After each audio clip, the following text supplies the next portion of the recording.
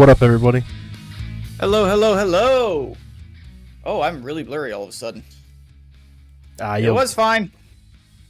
Once your internet kicks back in, you'll be good. How's everybody doing? Wow, here we go. Episode 7, dude. 7. Beers up 7.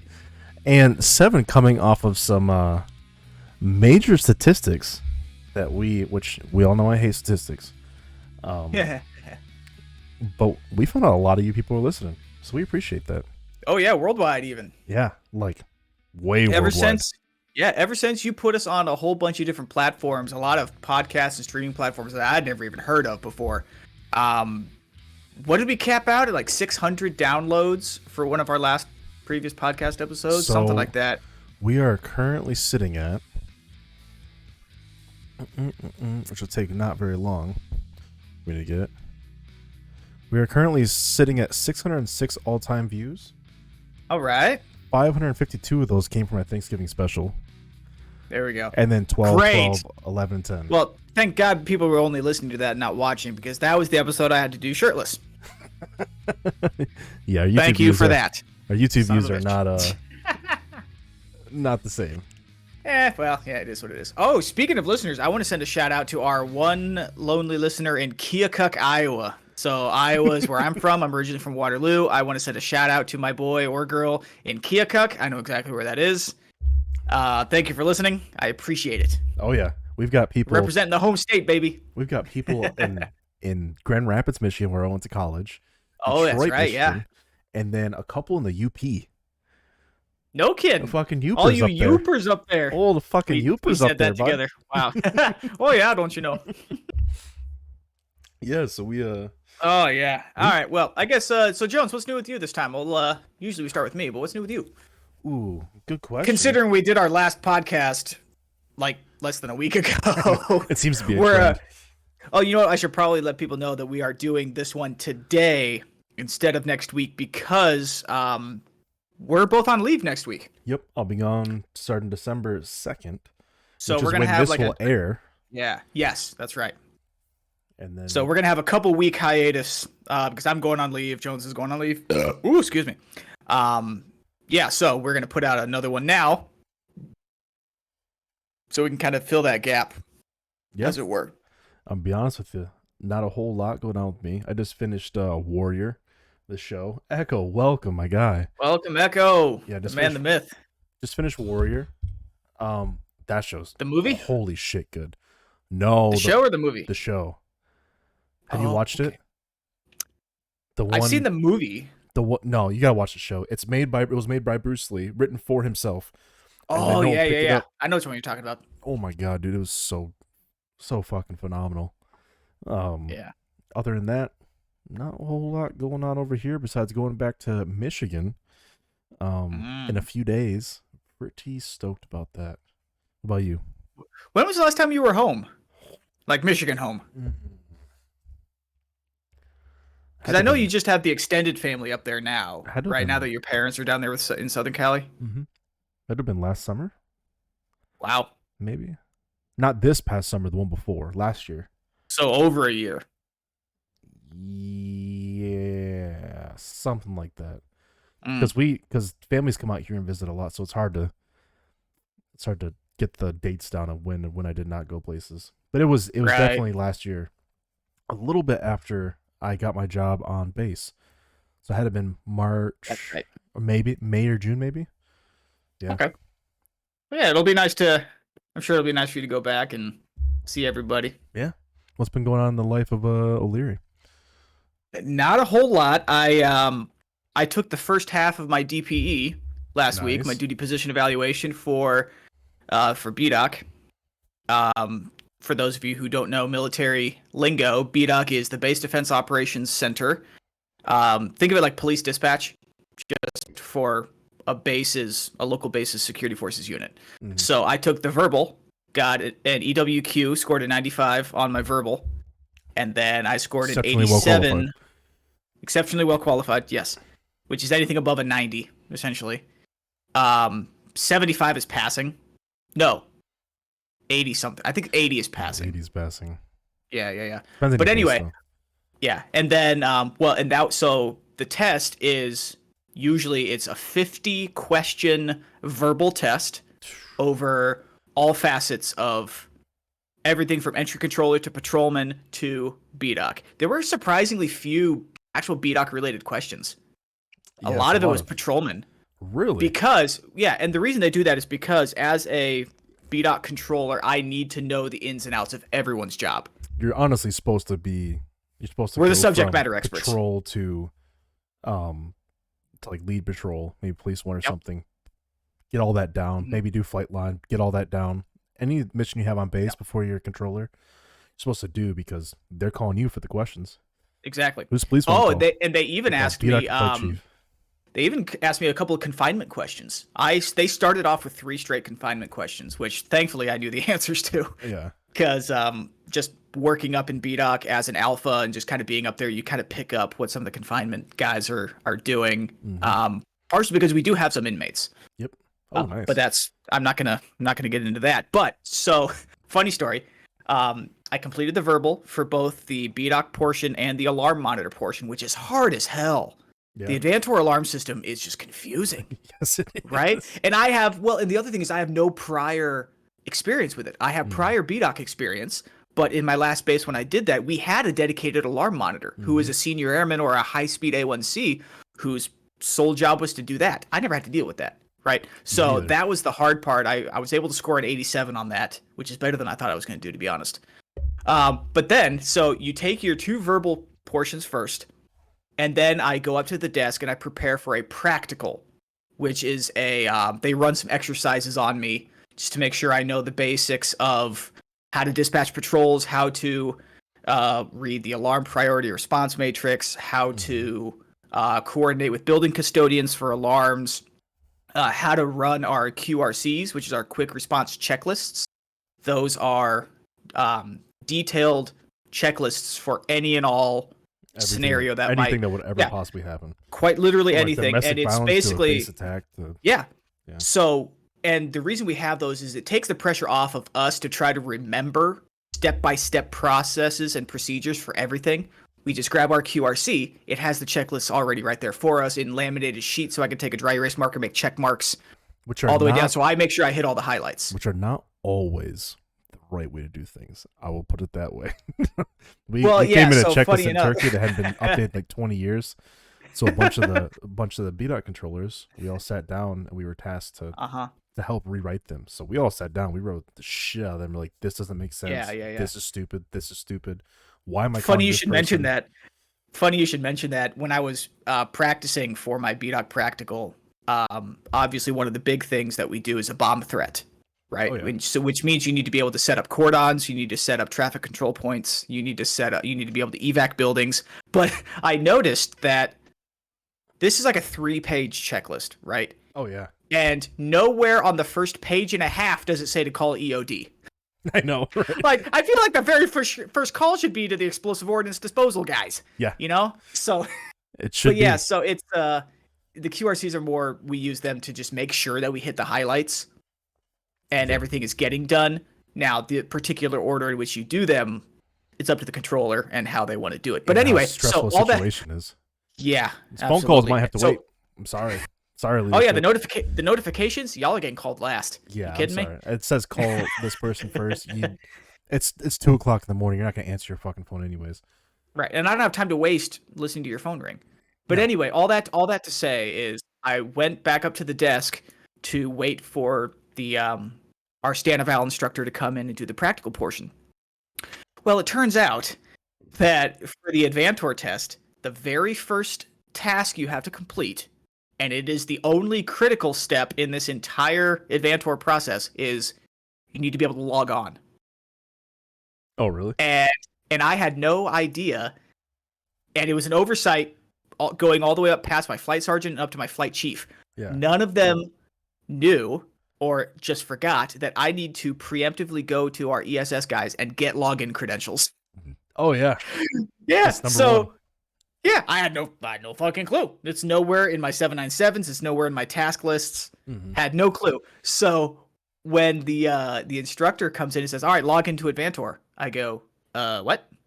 And she goes, use your login credentials and log into Advantor. And I go, I don't know what the hell you're talking about. Now, she should have, and she would have been well within her right to just fail me outright because I can't complete the one critical task on this test.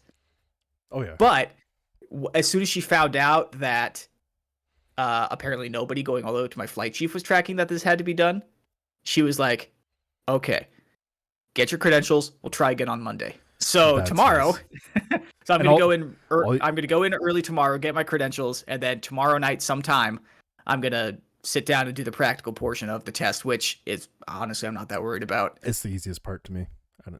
It's just they're just going to throw the book at me. Do your job, and you're like, okay. Not memorize all this shit and tell me. It's just do your job. And you're like, okay. Yeah. The trick though is when they throw like 7 alarm activations at you all at once, you don't have enough patrols to deal with everything at one time. So you got to prioritize which alarms are more important.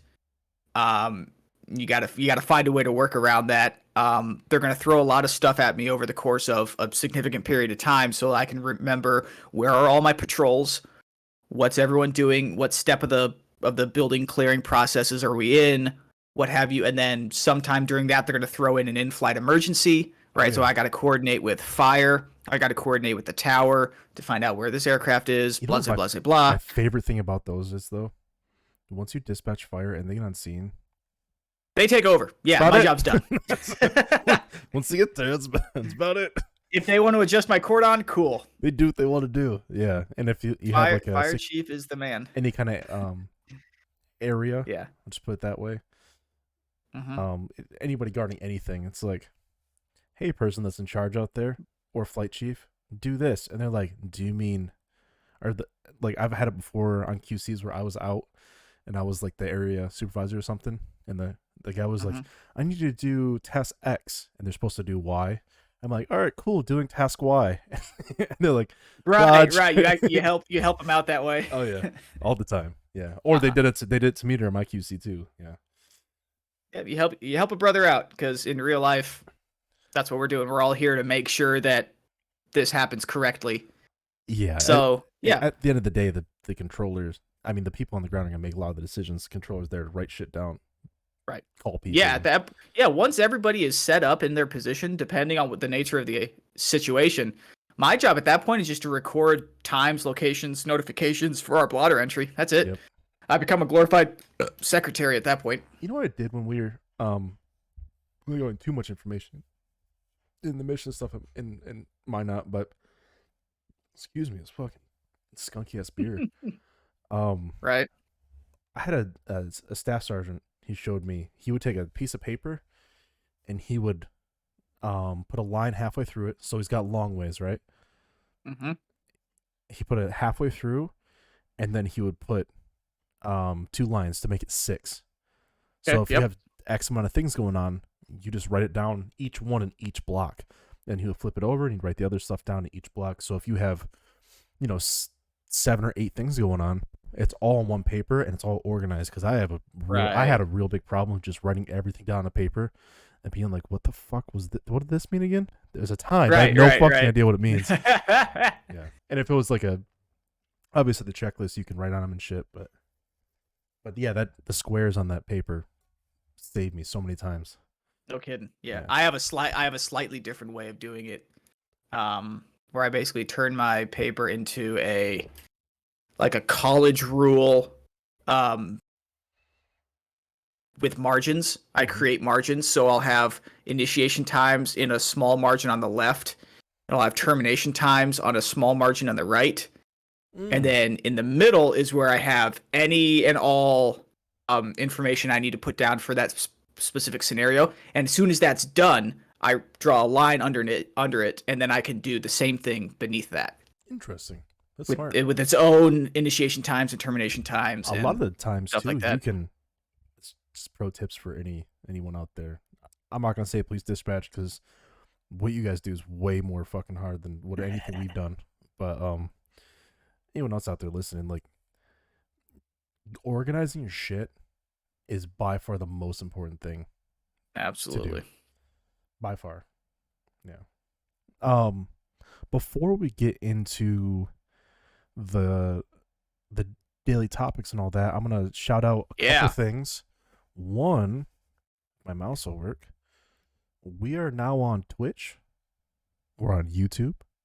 We're on Spotify. We're on. Well, I'm waiting for the email back from Samsung Podcast. We're on Amazon Music and Audible. Trying to figure out how to find the Audible one. We're on Google Podcast. We're on Deezer, Stitcher, Pandora, and TuneIn. I'm out of fingers, damn it. Yeah. So if you want to listen to us, there's a way. When there's a will, where there's a will, there's a way. There's a will, there's a way. Absolutely. So we appreciate you guys' feedback and everything too. So make sure you email if you're on any of those platforms, outside of Twitch and YouTube, which we can see your stuff real time. Make sure you email us at doublefeedpodcast@gmail.com. No caps, no spaces, no squigglies. Exactly. If you have any ideas, or you want to contribute to the podcast in ways like, oh, we want to see this debate topic next week, or here's some funny videos for your guys you laugh you lose. Some you laugh you lose submissions. Insane. Our boy Echo has already sent us some cool submissions. Yes, we appreciate that. And like and subscribe and all that shit. But O'Leary, for those that might just be tuning in for the first time, how's this shit work? Yeah, so we always list our daily topics. They're on the left side of the screen for you guys that are watching. For you, those of you who are listening, we have 6 daily topics we're going to do. We just completed topic number 1, which is the What's New With You. Then we move on to On This Day in History, which usually ends up being like on this week in history, usually something like that. And then we are introducing a new category or a new topic this week. We are going to go through some Darwin Awards. Now, for those of you who don't know, Darwin Awards are the awards given to people who have either died or killed themselves in stupidly hilarious and unfortunate ways. This award, it's not an official award, but it's a play on Darwinianism, which is survival of the fittest. So obviously these people weren't fit and they died. Mm-hmm. But this was the inspiration for the Spike and True TV series 1,000 Ways to Die. That show is also based on this concept of the Darwin Awards, which is just unlucky ways people have died. Then we're going to get into our favorite game called Don't Get Me Started. I'll explain more about how that works when we get to it. Then we move into topic number 5, which is our debate topic for the week.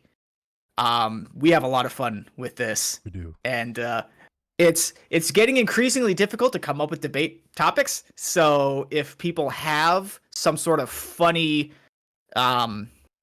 debate topic to do, if you want to submit that to us, that'd be great. And then we round it off with our You Laugh, You Lose section, which is us basically just finding funny videos either on TikTok or YouTube or Facebook or wherever. This is where we would like to get our fan submissions and our listener submissions, because the more videos we find or that we get submitted that we haven't seen before, the more genuine our reactions will be. And usually, at least one of us has never seen these videos before, but it'll be more funny if both of us have never seen these videos before. Yes. So, also, You Laugh, You Lose is usually accompanied by a punishment for the loser, which is another thing I want to highlight for this week. We are finally catching up on some punishments from previous sessions. We are. So, we will get to that. Yes, and I got my poster that I need to hang up behind my head starting next week, so I'm going to unwrap that live. And we're all going to see what sick, twisted idea Jones came up with. So, yeah, y'all are in for a treat today. For those podcast listeners, if you want to watch live, it's on twitch.tv/Double Feed Podcast. The YouTube is Double Feed Podcast. Pretty easy. You can go through, watch, and everything. That way you can see the You Laugh, You Lose. We're going to cut off after the debate. So say our goodbyes to you guys, and then we'll keep going for the Twitch and the YouTube audience. But if you do want to see that stuff, hop over, find our YouTube page, find our Twitch page, and go watch that stuff. After that, You want to do some history? Let's do it. All right, so we're doing something slightly different since we're going to be taking some time after today. I decided to round off the month with on this day in history, the 27th through the 30th of November. Partially because there's a bunch of really cool things that have happened the 28th, 29th, and 30th that I also wanted to highlight that I probably otherwise would not have been able to. And plus, there's not a whole lot of interesting things that happened today. So, starting off, there actually was some cool things that happened today, just not very many of them. First and foremost, I want to highlight the birthday of the voodoo child himself, one of the kings of blues rock, Jimi Hendrix, born on this day, 1942. Wow, I didn't realize he was that old when he was in his prime. That can't be right. Maybe it is. That's crazy wow. if he was born in the 40s. I'd never even... Well, he died in the 70s, right? Or 80s? Yeah, but it also says here that he died at age 27. So the math doesn't add up there. It does not, no. Well, either way, on this day, Jimi Hendrix was born. Also, on this day, in 1895, was the establishment of the Nobel Prize. Originally drawn up, and it was the brainchild of Alfred Bernard Nobel, the Swedish chemist, engineer, and industrialist, who, oddly enough, invented dynamite. Dynamite and other more powerful explosives. The Nobel Peace Prize, ironically enough, is named after him, and it was established on this day in 1895. All right, moving on. Let's see. 1973. The U.S. Senate voted overwhelmingly in favor of Gerald R. Ford's succession to the vice presidency. And let's see. Oh. On this day in 1942, this is the most French thing I can ever think of. The French Navy, in order to avoid German seizure of their warships, destroyed or scuttled 73 of them. That's the most French thing I can ever think of. And then ask America for more? Yeah, right? Or just let us show up or have Great Britain take over the naval side of things, especially in the Mediterranean. Also, going back a little further, my dyslexia kicked in. In 1924, on this day, the first Macy's Thanksgiving Day Parade, which was kind of cool. It was held in New York City, and it became an American tradition, especially known for its huge balloon floats, which were introduced only a few years later in 1927, and it has never looked back. It has been a Thanksgiving staple, always appearing on TV the morning of Thanksgiving. Started in 1924. 1919, the Treaty of something. How do I pronounce that? Neuilly, outlining the post-World War I peace terms for Bulgaria, was signed between Bulgaria and the Allied powers. Let's see, 1874, the first president of Israel was born, Chaim Weizmann. I think I'm pronouncing that right. Not sure. And we're going to go back even further to 511 AD. Clovis I, king of the Franks and ruler of much of Gaul, which is modern-day France. He was a major factor during the transformation of the Roman Empire into what we know as Europe. He died in Paris on this day. Moving on to November 28th. Let's see. Oh, here we go. 2012. This is a little bit more recently. But The Hobbit, An Unexpected Journey, was released in theaters. Peter Jackson's adaptation of J.R.R. Tolkien's first book of the Hobbit trilogy series. Let's see what else we got here. American comedian and actor Jon Stewart was born on this day in 1962. This is interesting. 1961, the first black football player to win the Heisman Trophy. Ernie Davis of Syracuse University won the Heisman Trophy in 1961. Yeah. Let's see. On this day in 1960, Mauritania declared its independence from France. Mauritania is a small country in Africa. Don't ask me where, because there's a lot of countries in Africa. If you're a listener there, thanks. I appreciate that. Right? Happy Independence Day. tomorrow. This one's interesting. 1919, Lady Astor becomes the first woman to sit in the British House of Commons. Now, fun little history tidbit for you. Lady Astor is the wife of famous industrialist John Jacob Astor, who famously financed the building of the Titanic and was on the maiden voyage of the Titanic, and he was also infamously accredited or accused, rather, of being the one that convinced the captain to push the boat's speed through unsafe waters to try and get to New York faster. And it is widely kind of acknowledged that it was his suggestion that caused the Titanic to be going too fast for conditions and crashing into the iceberg and thus sinking. So, kind of an interesting. Husbands, am I right? Yeah, right. Some things never change. Yeah, so he financed the Titanic and then caused it to sink.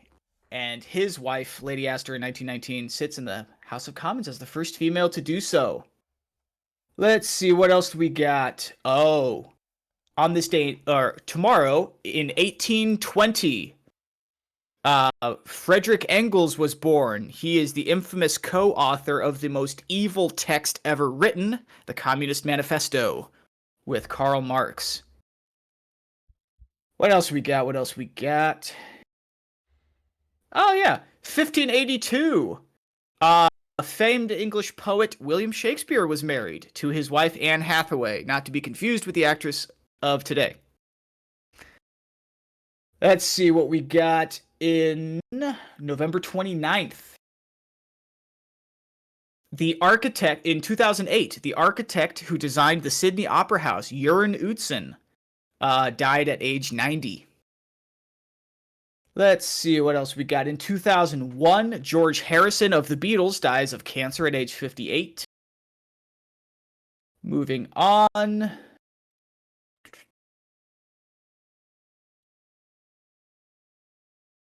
There's a few more. Oh, on that day in 1832, American author Louisa May Alcott was born. She was known for her children's books, many of which I read, to include Little Women, which unfortunately I didn't read. Great book, though. And November 30th, Barbados, which is an island nation in the Caribbean situated 100 miles east of the Windward Islands, gained its internal self-rule in 1961 and achieved its full independence from Britain on this day in 1966. So, good for you, Barbados. On the 30th of November in 2018, George Herbert Walker Bush, our 41st president, he died at the age of 94. Good old Herbert Walker. Let's see. In 2007, on the 30th, Evel Knievel died. Evel Knievel, the famous motorcycle stunt performer. Let's see what else we got. Aha! On the 30th of November in 1982, Jones, can you think of what famous pop singer might have been born at that time? In 1982? 1982. Oh, wait, hold on. Sorry. This is when this person released his most popular album in 1982. Oh, Michael Jackson? Correct. Michael Jackson. He released Thriller, which became the best. That became the best-selling album in the world and won a record-setting 8 Grammy Awards. Holy crap, I had no idea. Like, I knew it was the best-selling album. I had no idea it won 8 Grammys. And also, in 1979, British rock band Pink Floyd, who also has, I think they have the 4th highest grossing, no, it's the 3rd. Yeah, the 3rd highest selling album in the world. But they released their 11th studio album called The Wall in 1979. Good album. Yeah, that was a good album. Let's see.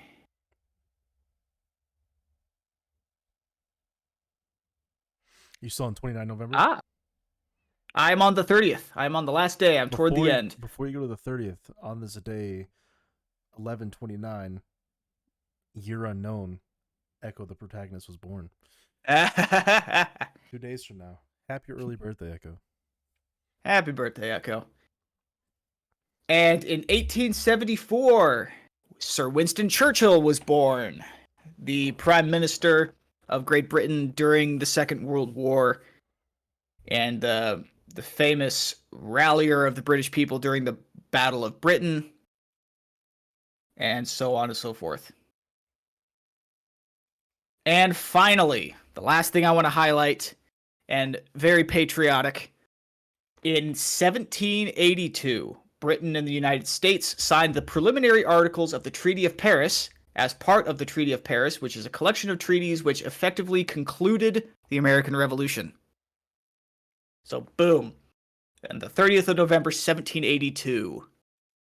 That's pretty crazy. I didn't know a lot of that, honestly. I didn't either.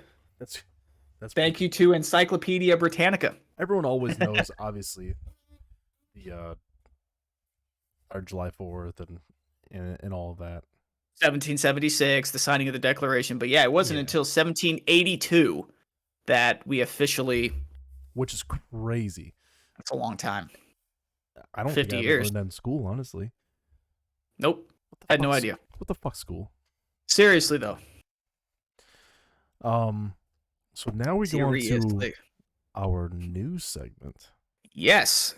The Darwin Awards, we are replacing our What in the World section, which was kind of a quick rundown of some news articles and some news headlines. Mm-hmm. But we didn't really flesh out that idea. It seemed just too heavy for the podcast because we're doing a lighthearted we're trying podcast to keep things, and I'm talking about trying to keep it funny and shit. So why would I keep doing that?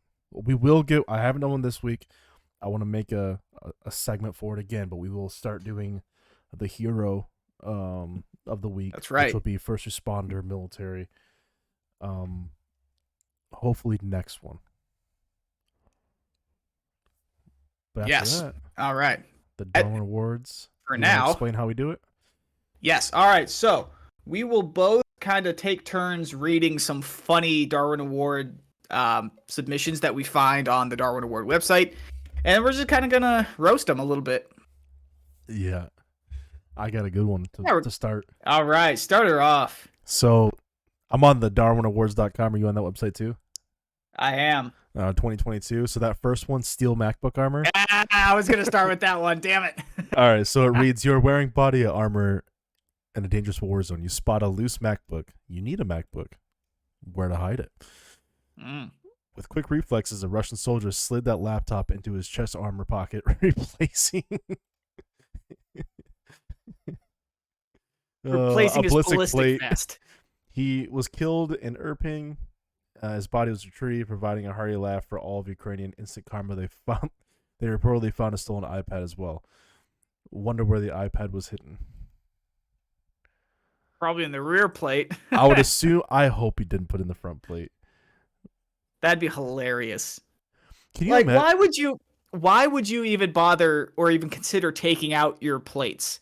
Well, and that's funny you should mention that, because I wasn't even aware that the Russians had ballistic plates based on what I've seen in the news about a lot of them having just like cardboard inserts with duct tape and shit. It's a travesty. Maybe he put that in there was like probably better than plate. Little did he know, you sneeze on an iPhone, that shit breaks. Right. And it did not stop the bullet. No. Oh man. That's funny. What do you got? Let's see. Okay, here we go. This one's pretty funny. Back in April 19th, this 46-year-old guy breaks into a store, like a grocery store, and he's in the back room and he's getting thirsty. So he grabs a bottle of water off the shelf, gives it a tug, and causes the entire shelving unit to collapse on him and killed him. That is the definition of instant karma. And I don't know if he was drunk, or I don't know why he thought he just had to rip the whole case of water out. But to have that many shelves fall on you, and it was all captured on CCTV. I want to see that footage so bad. I do too. Like, what a dumbass. That one's gonna be on America's Home Video. Ew, that's kind of dark for AFV. I don't know. You gotta tell the kids he died. Can you? You're that Yeah. thirsty? Well, he broke into the place, right? He did. Yeah, so For some water. Are Now- we still in fucking COVID?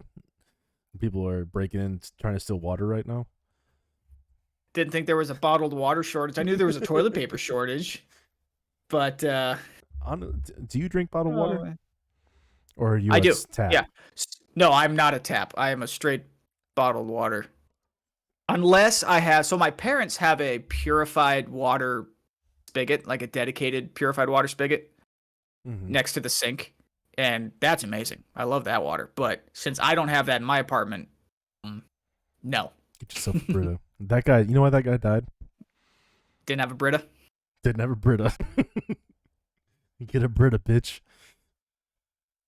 All All right, what you got next? All right, I've got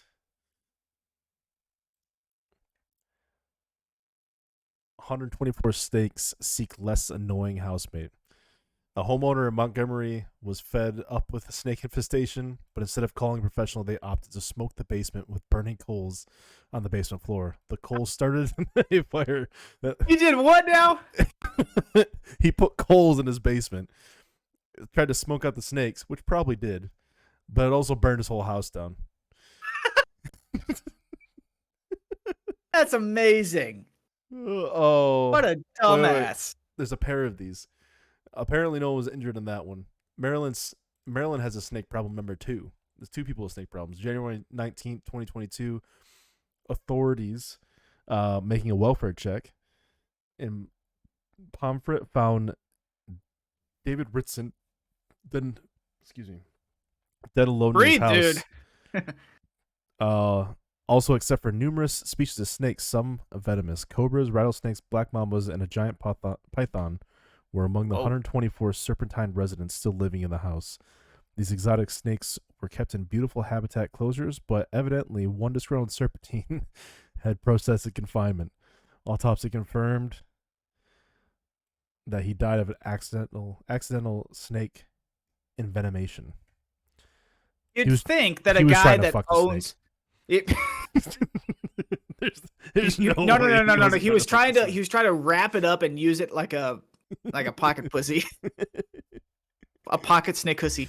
No, but seriously though, a person who snookussy. has, oh my god, I should have brought that up. Snissy? No, you'd think that a guy that owns venomous snakes would have like a whole bunch of anti-venom on hand. Like, is that too common sense Well, when he's for a person who owns when he's snakes? that close to orgasm, I don't think he thought about it. Oh man, ugh. No, don't fuck snakes, kids. The snake bit me in the dick. It's weird that there was only one. There was only one. That's my favorite. Yeah, okay. Well, so it was due to a snake bite. It's not like he tried to autoerotic asphyxiate himself with the python around his neck and just died that way. No, That was hilarious. that was on Thursday. That was Oh, that's what he had scheduled for later in the week. yeah. They found his pocketbook and various Oh my god. erotic snake activities. Alrighty. Well, the next one I got is going back to last year in California, which doesn't surprise me at all. In Berkeley, even. A small fender bender on the highway resulted in both guys getting out of their vehicle and arguing with each other instead of, staying in the safety of their vehicles because they're on a highway. And a third vehicle who apparently just had no self-awareness whatsoever, probably texting on their phone, That motherfucker was on his phone for sure. for sure, ran into both of these vehicles and killed both the guys that were road raging at each other. Yeah. That's Moral of honestly the story, karma. kids. Moral of the story. As I say, a lot of these are instant karma. Don't road rage. Don't get out of your car, especially on the highway, especially if you're in the middle of the highway. Don't do it. Or Karen on her Tinder profile is gonna come over and run you the fuck over. Merry Christmas. It was probably some college student who was texting about their weekend plans or whatever, because apparently this happened at 1:30 a.m. Oh, that Now- motherfucker was drunk and texting. I don't know, because the Darwin Award says that alcohol or drugs do not appear to be a factor just a lack of common sense and awareness. Which I think is just a nice way of saying, I was texting, I wasn't paying attention. Should be illegal. I see motherfuckers I don't down know. road all the time, and I want to get out and road rage too, but I can't. Or Karen's gonna hit me. So it's like if you say Karen in the mirror 3 times fast, that's gonna happen to you. That one's a little too long. This one's also pretty long. All right, apply for a dead guy.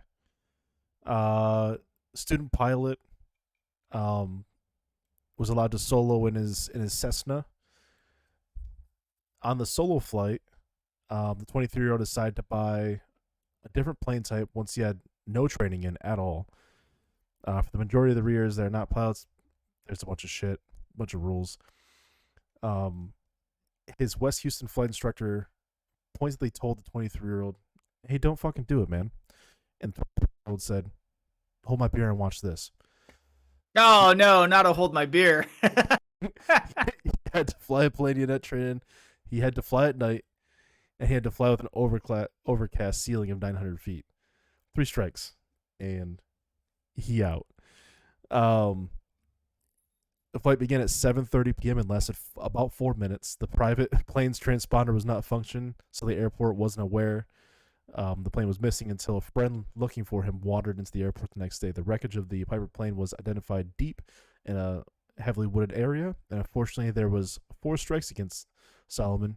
2 bodies were found in the wreck. The foolish young man earns a Darwin Award for breaking 4 rules of flight. And the foolish friend earns honorable mention for choosing to participate in the dangerous situation too. So he got up. He said, "I'm gonna go fly this plane." His instructor's like, "Okay, yeah, fly the one you've been trained on." He said, "No. No, I'm gonna try something else. I'm gonna buy a new one. Daddy bought me a plane. I'm gonna buy it. I'm gonna fly this one." This instructor's like, "Be like, money can buy a lot of things. It cannot buy common sense." No. Which coincidentally is the theme of my next submission. This one is literally called The Pinnacle of Stupidity. A Japanese guy decided to hike Mount Fuji with normal street clothes while live streaming his entire ascent, where he died. Yeah. Okay. That's crazy. Mount Fuji, it's the highest point in Japan, right? It is snow-covered 11 months out of the year, right? It's freezing up there. It's not something you just go, I'm going to just try and climb up there with the clothes on my back. No. And funny enough, he even said, and I quote, "I wish I'd brought heat packs." I wish I'd brought heat packs. He literally said that. And yeah. So, Darwin Award to this guy. His wife like, "Why didn't you pack that?" I doubt this guy's married. No, that's why he's not married. He stopped packing shit. Oh my god. He's like, the one fucking time I got one. A religious man, Pastor Sean, right? He's boating on a lake with his friend up until his boat began to founder. A word I'm not super...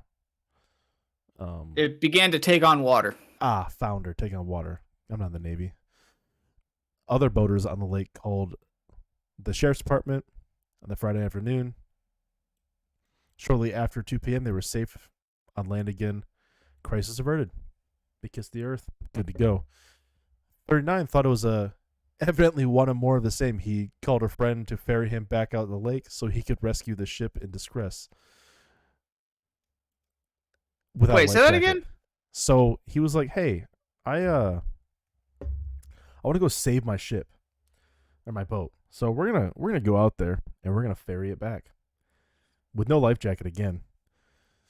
Around 5:30, tried to transfer to the little boat and actually capsized it.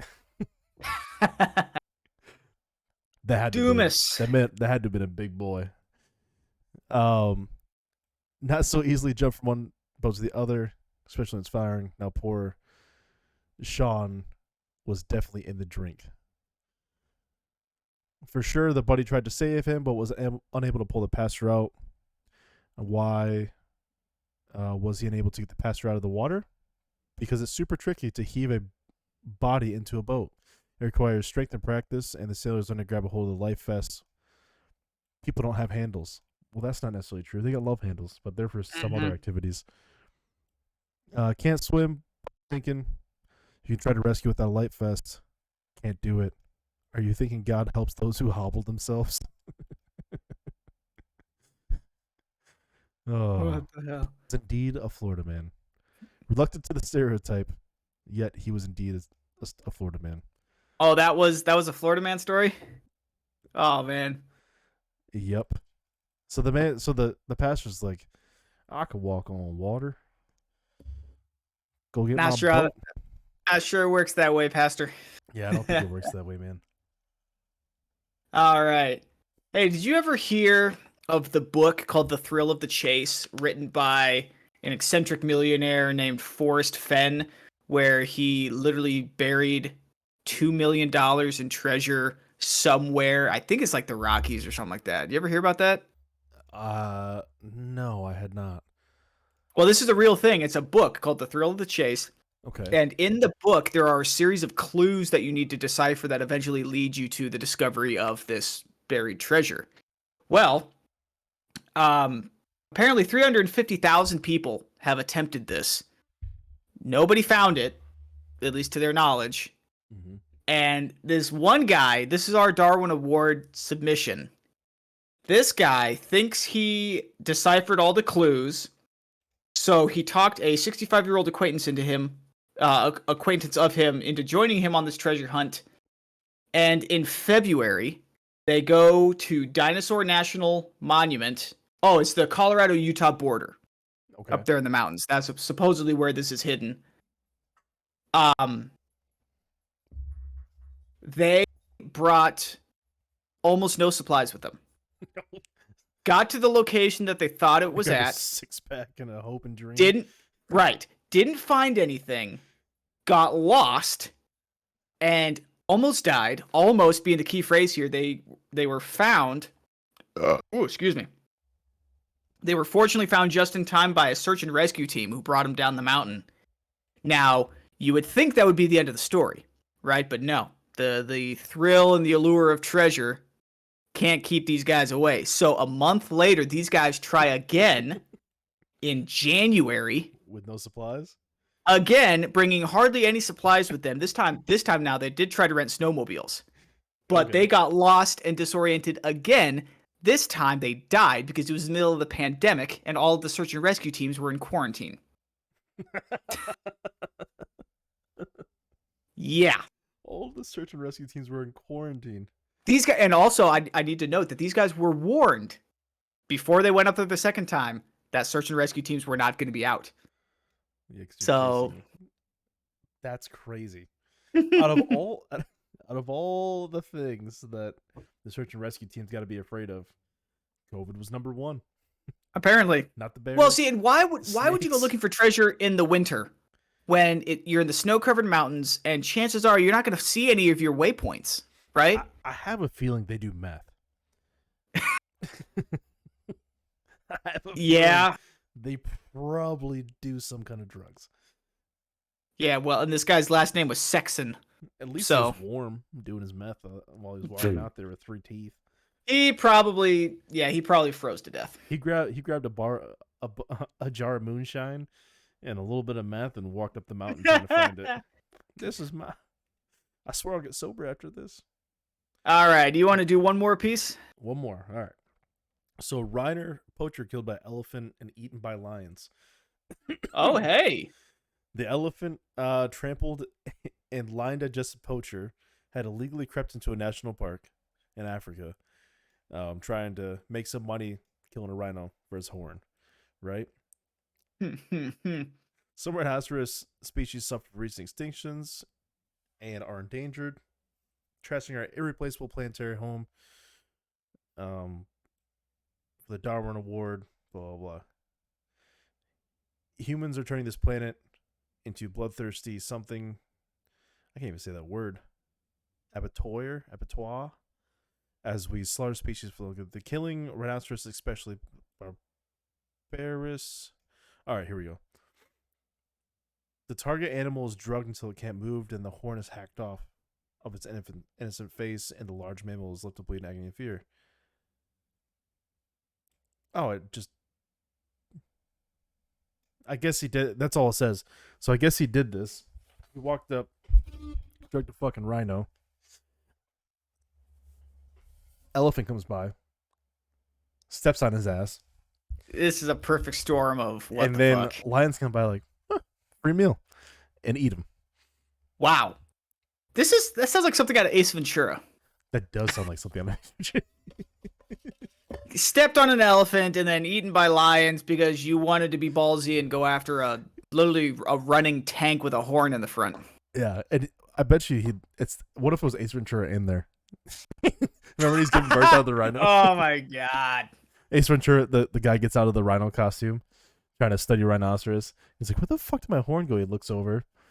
There's just like a pancake of a dude getting eaten by lions. What the fuck? Alrighty then. Alrighty. Oh, that's funny. All right, I got a last one, and this is the perfect example of a Darwin Award. This guy in Maine, a 65-year-old in Maine, was found shot to death on Thanksgiving.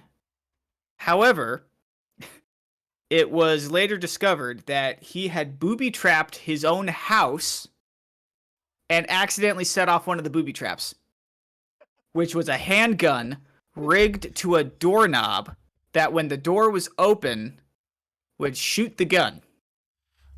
Okay. Yeah. And apparently he completely forgot about it. He said, you fucking liberals never get my money.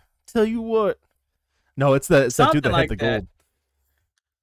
Apparently, yeah, same guy. Apparently there were other booby traps installed throughout the property with the confidence of an idiot savant. Oh, yeah. Okay, now he was in Maine, up on the Canadian border, so he is way up there. No, he's basically Canadian. He's basically Canadian. And, yeah. He wanted to protect his family jewelry. And he decided on this DIY approach, which involved a handgun, some string, some sort of setup, and a door. He's at Thanksgiving, and he's got that one relative's like, you're so fucking poor. He's like, nah, I ain't fucking poor. I'll show you. He hobbles up the stairs. Goes into the room. Ooh! That is the definition of a Darwin Award. That is the definition. What an idiot. Yeah. What an idiot. I love stupid people. Not in the fact that I actually like them. The fact that they just make life that much better. I'm not the most intelligent man in the world. Gives meaning. That gives a new meaning to the term Maine Coon.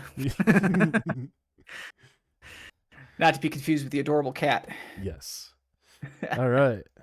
Going back to the old home screen.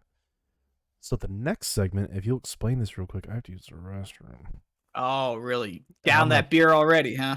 Yep. Pop over to Don't Get Me All Started. right. Oh, what happened to your camera? I'll fix that real quick. All right. Well, as he's doing that, our next segment is one that we like to play called Don't Get Me Started. This is a fun game that we've been playing. And the idea is we will give each other an innocuous topic, like escalators or, ice cream trucks or something like that. But then I will tell you either love it or you hate it. And the other player will have to instantly go on a minute-long rant about all the reasons why they either love or hate this particular item that they're given. So, for example, if your item is garbage trucks and he tells me I love them, then I would have to come up with something like, oh, I love garbage trucks, because as a kid I loved watching them. They take your trash away, so I don't have to do that, that kind of stuff. So you just go on.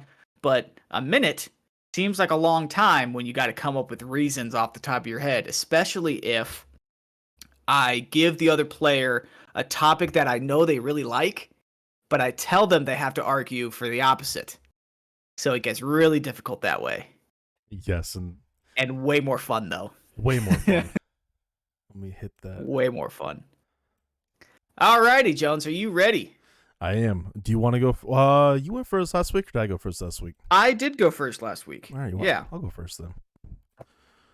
I've got some good ones for you here today. How about you give me my dislike? Your dislike. Damn it. No, The cannot. fucking laugh. It'll make more sense if I give you your like first. All right, I'll take my like. Okay. I guess. You love your prostate exams. Hit that timer, boy. I wish I had those glasses and everything on right now with that beard. I had a good one of those from last week or the couple weeks ago. Oh my god, yeah. I just thought of a good All one. right. All right. So I do like me a prostate exam. You know why? I'm trying to stay cancer free, baby. So what if I get anal sex all the time? It's like throwing a hot dog down a hallway. It is what it is. but Ugh, my doctor, there's a mental picture. my doctor's okay with that. In all seriousness, I do really like them.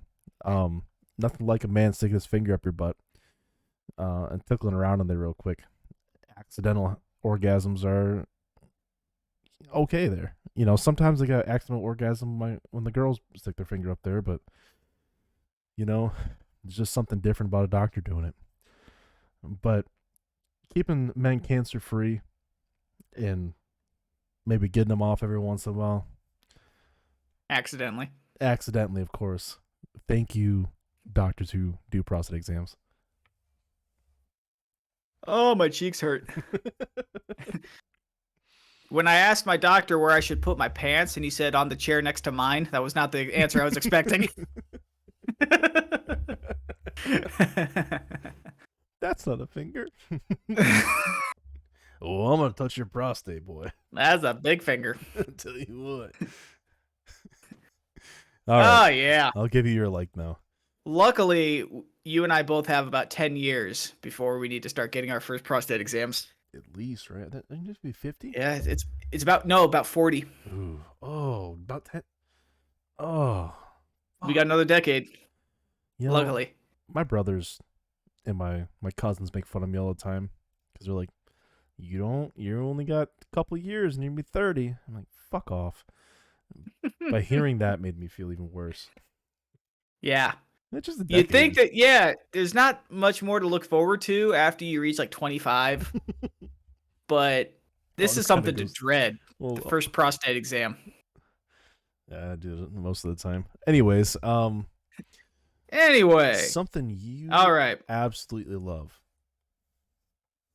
You love playing Dungeons and Dragons.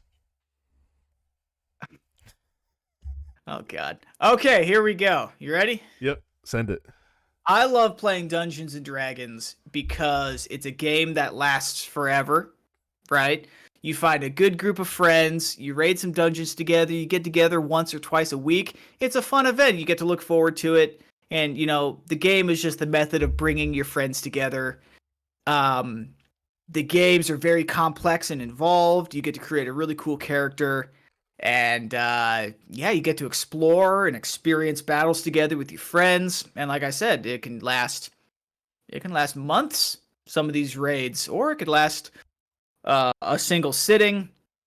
But yeah, the ingenuity and all the strategy and stuff and the backstories and the lore that for the characters that you get to develop, it's very in depth and it's very fun and it's very entertaining. But like I said, it's also just a good way to get together with your friends and play some games a couple times a week. I think that's the best I've ever seen. Just bullshit. Oh my I don't think I've ever seen you bullshit better than that. Oh my I don't think you god. took a breath that whole time. That was great. Dorks and Dragons, Dungeons and Virgins. Oh my god. You shut your whore mouth, all right? I'm about to play my first one soon. You're about to do one? Yeah, I'm pretty excited actually. Oh my god. When I was in Turkey, Nerd. fuck yeah, I am. I'm also bigger than everybody else, so suck my dick. Are you kidding me? The average D&D player has probably never even seen the opposite gender's genitals before. I ain't the stereotypical. You're the fucking unicorn there. The unicorn here, yeah. Yeah, we're about to play. I'm pretty excited. But in All Turkey, right. I got invited to do it, and I always wanted to, and never got to. Who knows? Maybe it'll be fun. Maybe I won't hate it. I don't fucking know.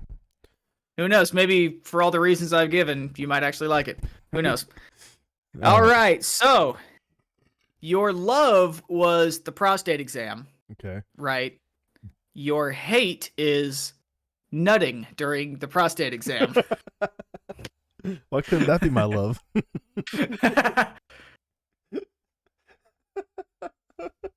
You absolutely hate it when you bust a nut accidentally during your prostate exam. Hit it. No time to think. Go for it. All right. So you've been embarrassed at a physical, right? When you're a kid going for sports or something like that. You have the girl doctor or the male doctor tell you to pull your pants down and bend over and cough, right? Now imagine that about 5 times worse. Only 5, huh? Yeah, not too much worse. Depends on what One your for wife each does inch. with you at home. But yeah, imagine about 5 times worse. You're sitting there with the doctor, and he's like, "All right, I'm gonna Vaseline my finger up a little bit, and I'm gonna go in there. Just be prepared. I'm gonna count to 3." He goes 1, 2, sticks it on up there. You go, right, and just splurge No recovering everywhere. from that, is there? You can't go back to that doctor. You can't go back to that clinic. Yeah, there's no going back to that clinic or anywhere else again. At that point, I hope I die. I feel like it's one of those situations where it might be a good idea to just preemptively go in there with a condom on. Just in case, and you won't make a mess, you know? Or you like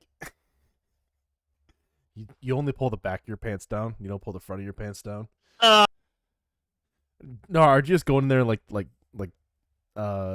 kids at a urinal? You just fucking jeans to ankles or That's probably what it usually is. all over the drop operating all the table. Yeah.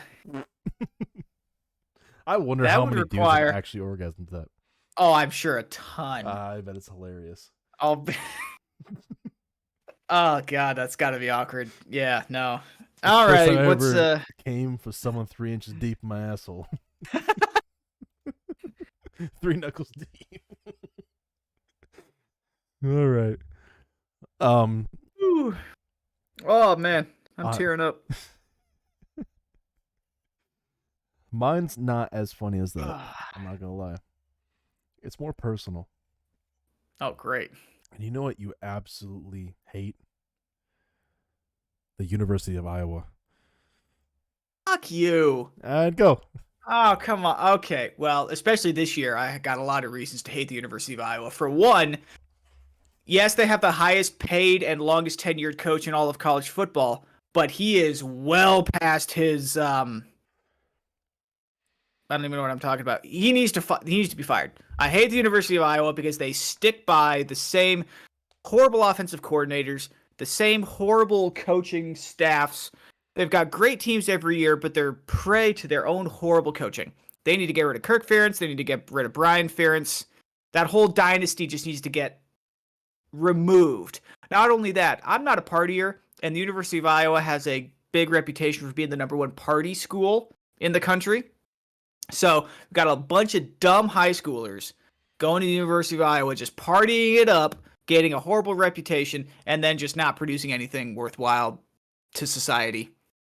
Just a bunch of gender studies and dance majors. You know, I've never heard in my entire life. What? From a party school, University of Iowa. Oh, you didn't know that? Never heard that. No, it's That's a Arizona State, Central Michigan. No, based on Florida statistics. State. I don't Statistics believe that you hate. Yeah, Okay, because maybe there's- it was for a specific year. I maybe can't remember, but I one. remember at one point I read that the University of Iowa was the #1 party school. Because in the Florida country. State's always been up there. Arizona State's always up there. Yeah, That's their probably. That's their whole marketing campaign.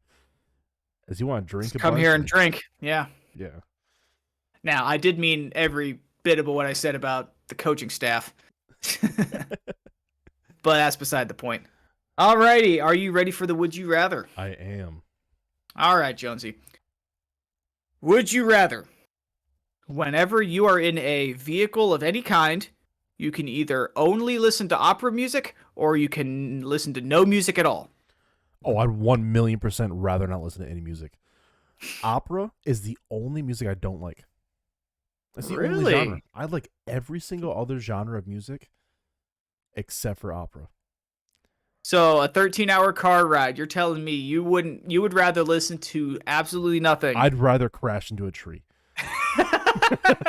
I'd rather stuck start my M4. I'd rather do literally anything else than listen to opera. I'm sorry. I know that Pavarotti's a phenomenal singer, and I get where people are coming from when they want to listen to him. But it's the most boring shit I've ever listened to. It's like opera is the equivalent of watching paint dry. That's the equivalent I disagree. I disagree. So bad. Intricate storylines with beautiful vocals being sung over an entire orchestra. Yeah. You're telling me that's boring? Yeah, it's so boring that Abraham Lincoln paid someone to shoot him in the head when he was there. Okay, he was not at an opera. He was at a theater production. Big difference. Which is going to be an opera, I would assume, at some point. He was no, like, it was theater, like Shakespearean opera. He said, you got to take me out before Act 3. Or Shakespearean theater, real theater. And John Wilkes is like, but Mr. President, I don't want to do this. He's like, you got to take me out before the opera, man. I can't do it anymore. I can't. Yeah.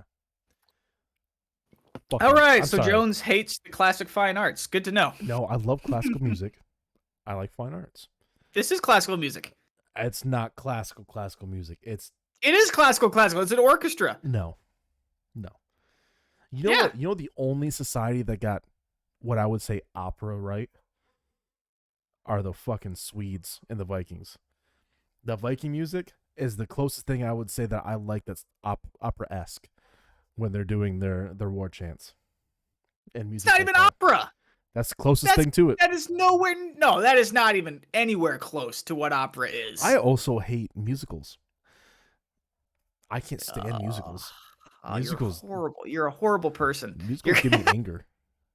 I see musical anger automatically.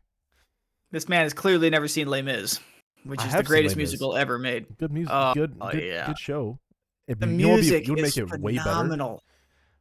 If they didn't sing? If they didn't sing, yeah, it would make the show like 1,000,000% better. There is an old movie with Liam Neeson and Uma Thurman and Jeffrey Rush. It's a movie adaptation of the musical Les Mis. So it's a legit movie, just without the singing. I'd say I would watch that. It's a good movie. You should watch it. Yeah, like I said, Liam Neeson, Uma Thurman, and I think Jeffrey Rush plays Inspector Javert. That's the new one. There was a new one like in 2011. Yeah, so that is a true interpretation of the musical just set to film. My thing is like, I want to hear your words. I don't want to hear like what is going on in the scene. Tell me. Have words. Don't like just sing random notes and then expect me to know what you're doing. That's not how this works. I think the reason you don't like opera is because boring as fuck. Most operas are sung in other languages, so you just don't know what they're saying. Which is why you can't appreciate. I watch anime. I listen to Puerto Rican music. I listen to German music. I listen to fucking everything. I listen to music from around the world. Don't have any fucking idea what they're saying, but I can still get down with it. Opera? Yeah. No thanks. I'm not as much of a fan of opera. I think I'm not as much of a fan of opera, and it's just because I'm not as much of a fan of the amount of vibrato that is used in classical opera. So I love the music, I love the orchestra, and I love the theatricality of an opera production. But I can't get behind, like I said, the amount of vibrato that they use, which is why I love musicals. It's like free jazz. Like you're just showing off the whole time. Is it an art form? Yes. Is it a good art form? Absolutely. No. It's so hard. It is so hard to do. Which is why I like the musicals, though, because it's the natural progression of what opera and that type of theater production became, I think. Just kind of naturally, so that it's the opera style where you got a story, you've got an orchestra playing the music, you've got, costumes and set pieces, but with a modern setting, which I think is why I like musicals. But anyway, we kind of digress there. So what's mine? Would you rather?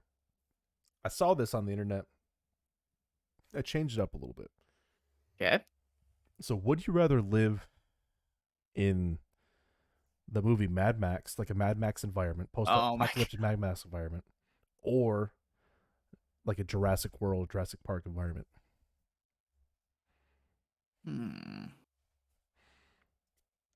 Jurassic Park. Jurassic World. Yeah. Really? Why? I think I would. Why? Because at least the people aren't psycho. Because at least the world as I know it is still the same. It's not post-apocalyptic where everyone's fighting over gas and nobody wears a shirt and everything's a desert wasteland, right? And the people are all psycho, right? Because that's usually post-apocalyptic settings kind of follow similar tropes. Scarcity of resources, psycho people. Think like Mad Max, think Waterworld. One's in the desert, one's on the ocean, but the tropes are the same. And at least in Jurassic World or Jurassic Park or something like that, society as we know it is still pretty much the same. So I think I would do that. So the only thing basically out of the ordinary is dinosaurs. All right, so how about this? Fine. Now, Jurassic Park or a zombie apocalypse? See, again, or how about this? Thing. Mad Max or zombie apocalypse? Okay. If that's the case, probably zombie apocalypse. Yeah, me too. Because I feel better prepared to handle that. Because I've seen enough of The Walking Dead to know the do's and don'ts. Well, there's and that genres kind of everything about it now. Think about the I Am Legend zombies. Oh man. Okay, that would be a good debate topic. Which movies' zombies are the most terrifying? Oh, that's a hard one. That'd be a good one. Because I think it's a 3-way toss-up between I Am Legend, 28 Days Later, and World War Z. No, 28 Days Later. Oh, yes. Okay. Or in World War Z. Zombies were and World War Z. All three of those have equally terrifying zombie concepts. That would be an interesting one to explore. Because I definitely have Halloween. Oh, we didn't do anything on Halloween, did we? Yeah, we did. Oh, we did? We did I don't remember. We did a Halloween special though, right? I thought no, we were going to, but we didn't end up doing it because you were having your internet problems were your internet issues at the time. Yeah. Yeah, let's I mean, you know what? I'm going to actually write that down cuz today we looked through our debate topics. We need to get to the point where we're probably going to get to the point eventually where we try to reuse debate topics. Hopefully with all of your guys' submissions. We get to the point where we just look at a list of a couple hundred things and go, we're doing this one this week. Ooh, excuse me. Alrighty. But yeah, so that's my Would You Rather podcast. Which movie has the scariest zombies? All right. Back to our main... Oh, wait. Yeah, we finished our main scene. Yep. That's it. So, all right. Here's the highlight and the title namesake of today's podcast, which is usually what it is our debate topic for today. And now, Jones, I don't think you're ready for the beatdown you're about to get here. Well, there can't be a beatdown. Oh shit. Absolutely, there can be. You know why? I'll tell you once my screen is bigger, or we're once you make yourself bigger. Yeah. That's what she said. I'll just go to my prostate exam for that.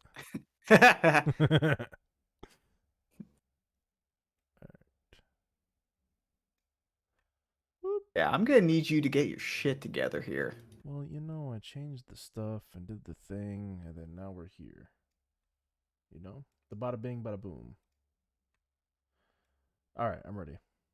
So, I feel very strongly about this topic of I know you do. What is the best But sauce? your opinion doesn't translate to the wider world.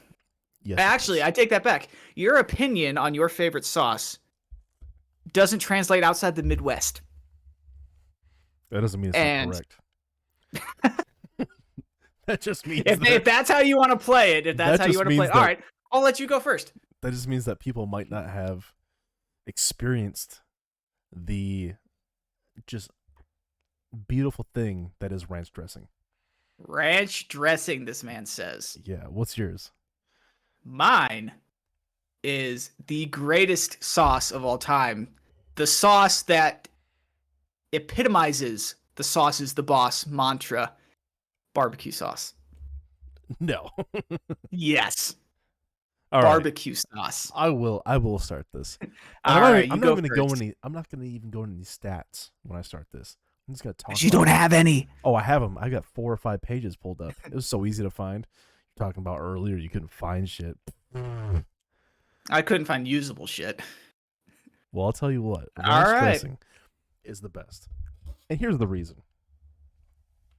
You know what makes barbecue sauce better? Ranch.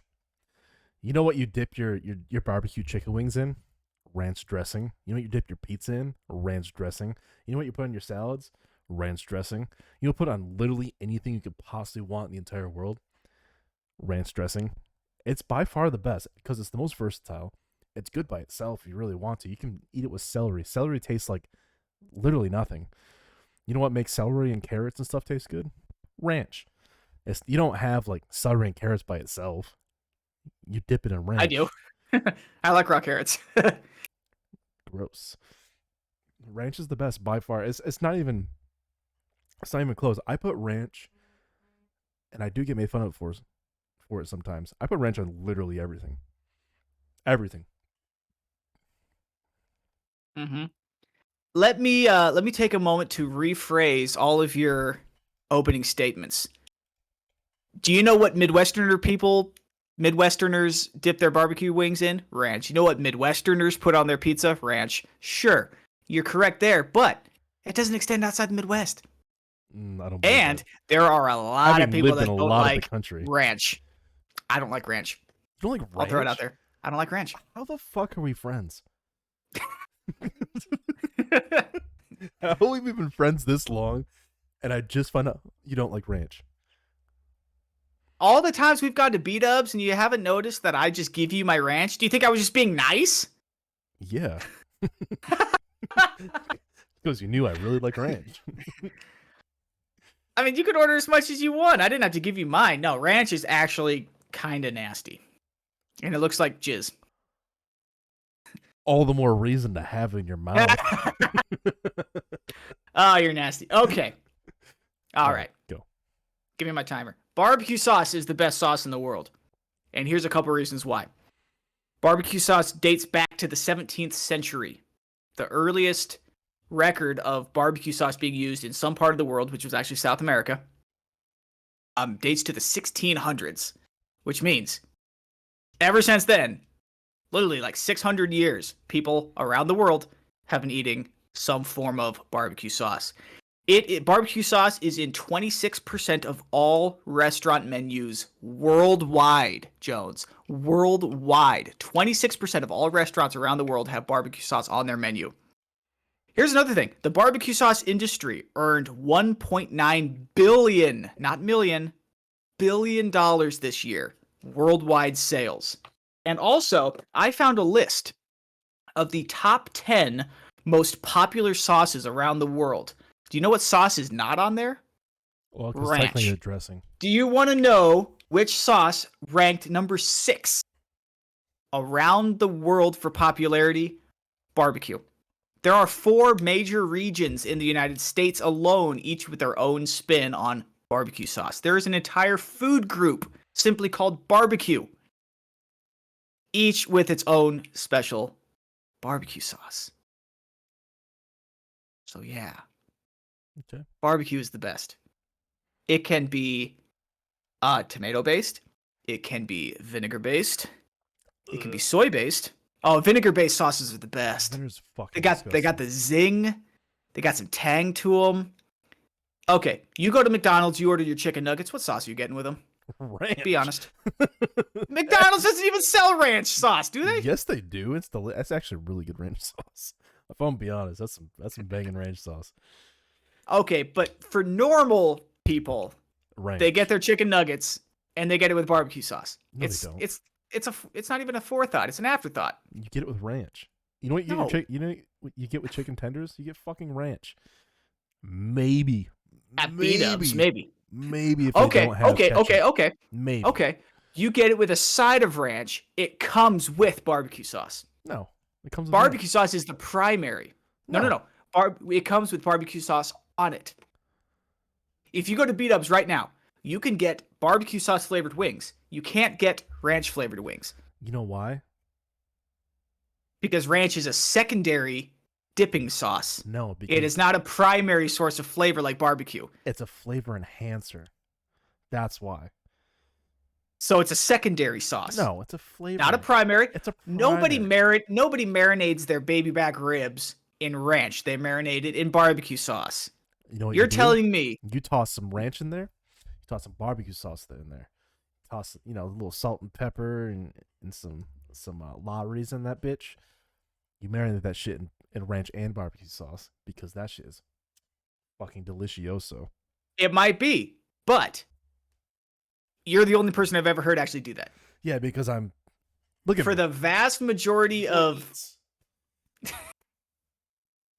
now, you just pack on muscle better than the rest of us. by eating a lot. And you know what I eat a lot of? Ranch. Is ranch known around the world? You know what? I have a stat here actually. Where'd it go? Ranch is found in on more than half of restaurant menus in 75% of homes in the United States. 75% of people in the United States. That's an awfully convenient statistic to pull out of your ass for somebody who doesn't like statistics. I'm just saying, I just said statistics work. The reason I don't like statistics is that they work for both sides. Because you can pull statistics out, I can pull statistics out. They're still statistics. They might be right. They might have surveyed 77 people in the United States, and 45 of them came from the Midwest, and 35 of them came from Texas, and they all like But ranch. somehow 75% of all households have ranch, huh? That's what's wrong with statistics. That's what I'm saying. Or maybe that statistic is wrong. Or maybe it's based on ranch sales, which is over $1 billion industry, of course, because it's delicious. You can only put so a plate of your barbecue sauce. You can put barbecue sauce on some things, and they're delicious. On Right. most meat things, you can put it on. Some, Yeah. right. So you're one to put that in a grill and barbecue it. But you can't put that bitch on a salad. You're not. But Actually, you can. You're not putting. You can that do a bitch on- you are barbecue not- chicken salad. Yeah, with ranch in it. It makes more sense to do it with ranch, but you can do it with barbecue. You can 'Cause definitely do it with barbecue. You know what also makes a lot of sense? Just eating ranch. That's Ugh. that's Ranch by itself is nasty, dude. Oh, it's the best. I'll eat. Okay, literally- all I'll right. eat a Are dick with there- ranch? I don't care. Can't tell the difference between the white sauces, huh? No. Are there 4 major regions of the United States that have their own particular spin on ranch? No. But you got KC style barbecue, you've got Memphis style barbecue, you've got Texas style barbecue, and I forget what the last one is. I You forget know what the all fourth of one them is. use as dipping. The OG ranch dressing. That proves my point. Even if they do use ranch for dipping, even if it is a secondary sauce as a It's additive to, it is not a a need. I've needed gone sauce. 29. I've gone almost 30 years without a single drop of ranch in my barbecue, and I have never once thought, you know what, this really saucy, delicious concoction exactly. could use? It's so good you can't even nastier, speak a about it. nastier sauce No, it's to it makes to it cover up the creamy. flavor of the delicious sauce that's already there. It makes it creamy and delicious. You pour a little bit of that No. ranch on there, dip it. Mm-mm. Mm. Mm. You just put so much on there that you can barely taste it. That's what I do, and what most of the people do. Talk about That's right. You cover up all the flavor, all the good flavoring, with this nasty ranch flavor. I drown out all the bullshit, and then put ranch on it, just like pizza. Scoop out. Hold on. We're not talking about pizza here. I know ranch goes good on pizza because a lot of people like that, but we're talking about what is barbecue and how massive it is around the world. Every major region around the world has their own spin on barbecue and their own special barbecue sauce to go with it. Okay, so here's every region around the world. People don't even need barbecue sauce to consider what they do barbecue. What? No, because you got dry rubs, you got all kinds of stuff. Barbecue sauce isn't needed. Actually, a lot of barbecue is based on fucking dry rubs and shit in the southeastern and southern states. It's not barbecue sauce. Maybe most states they have sauces. Carolina is well known for Carolina barbecue sauce. You get a big old dry rub on that fucking pork belly. They still baste it, and you know what they do? The dry rub is the base of the flavoring, but you're gonna baste it to keep the juices and the flavor in there. No. You're still gonna put barbecue sauce on it. Nope, not after the dry. More so than ranch. So okay, so let's say we go to dry rub does not mean dry wings. We go to get wings or dry ribs. How many sauces on the menu do you believe are barbecue sauce? You only need one. A random restaurant. Okay, so you have one option. You only need one. Okay. So you have 20 other options at a restaurant. What do they ask you when you go to buy any of those 20 options, including the barbecue sauce? What do they ask you to have with it? What do they not ask? What flavor you want? There's no ranch flavored wing. They ask you like, "Hey, do you want any ranch with that?" And you go, or blue cheese. Fucking. Yeah, that's what I say about ranch too. Gross. Blue cheese is blue cheese is what a 95-year-old person looks like. Ranch is a young, hot, sexy 25-year-old girl from Wisconsin. That you dip something in. Yeah, dipping something in for sure. Hell yeah. Barbecue sauce is a. I think we might have to. A fat. We might have to agree to disagree on this beer one. Belly with a who knows about white food. wife beater on. Damn straight, and he cooks the best barbecue in the world, and knows which sauce sauce to go. It's probably a homemade sauce, to be honest. You know what he probably does with that? Dips in some ranch. Nope. No self-respecting barbecue expert goes anywhere near ranch. I'll dip steak and ranch. I'll dip fucking. No self-respecting person who barbecues anything goes anywhere near ranch. Well, you're just 100% wrong on that. Mm-mm. You'll have to let us know in the comments, guys. He's split. He gets it. I can usually go either way with this debate. It's contentious, for sure. What he means is, if he's not eating barbecue, he'll put some ranch on it. Sure. No, but if he's eating barbecue... If he's eating barbecue, not eating barbecue, literally eating anything, there's an option to have ranch on that. Yeah. You know what there's an option to have ranch on? A secondary inferior optional sauce. That's what ranch is. A secondary inferior optional sauce that you may or may not take because barbecue sauce is already the king. It's already on it.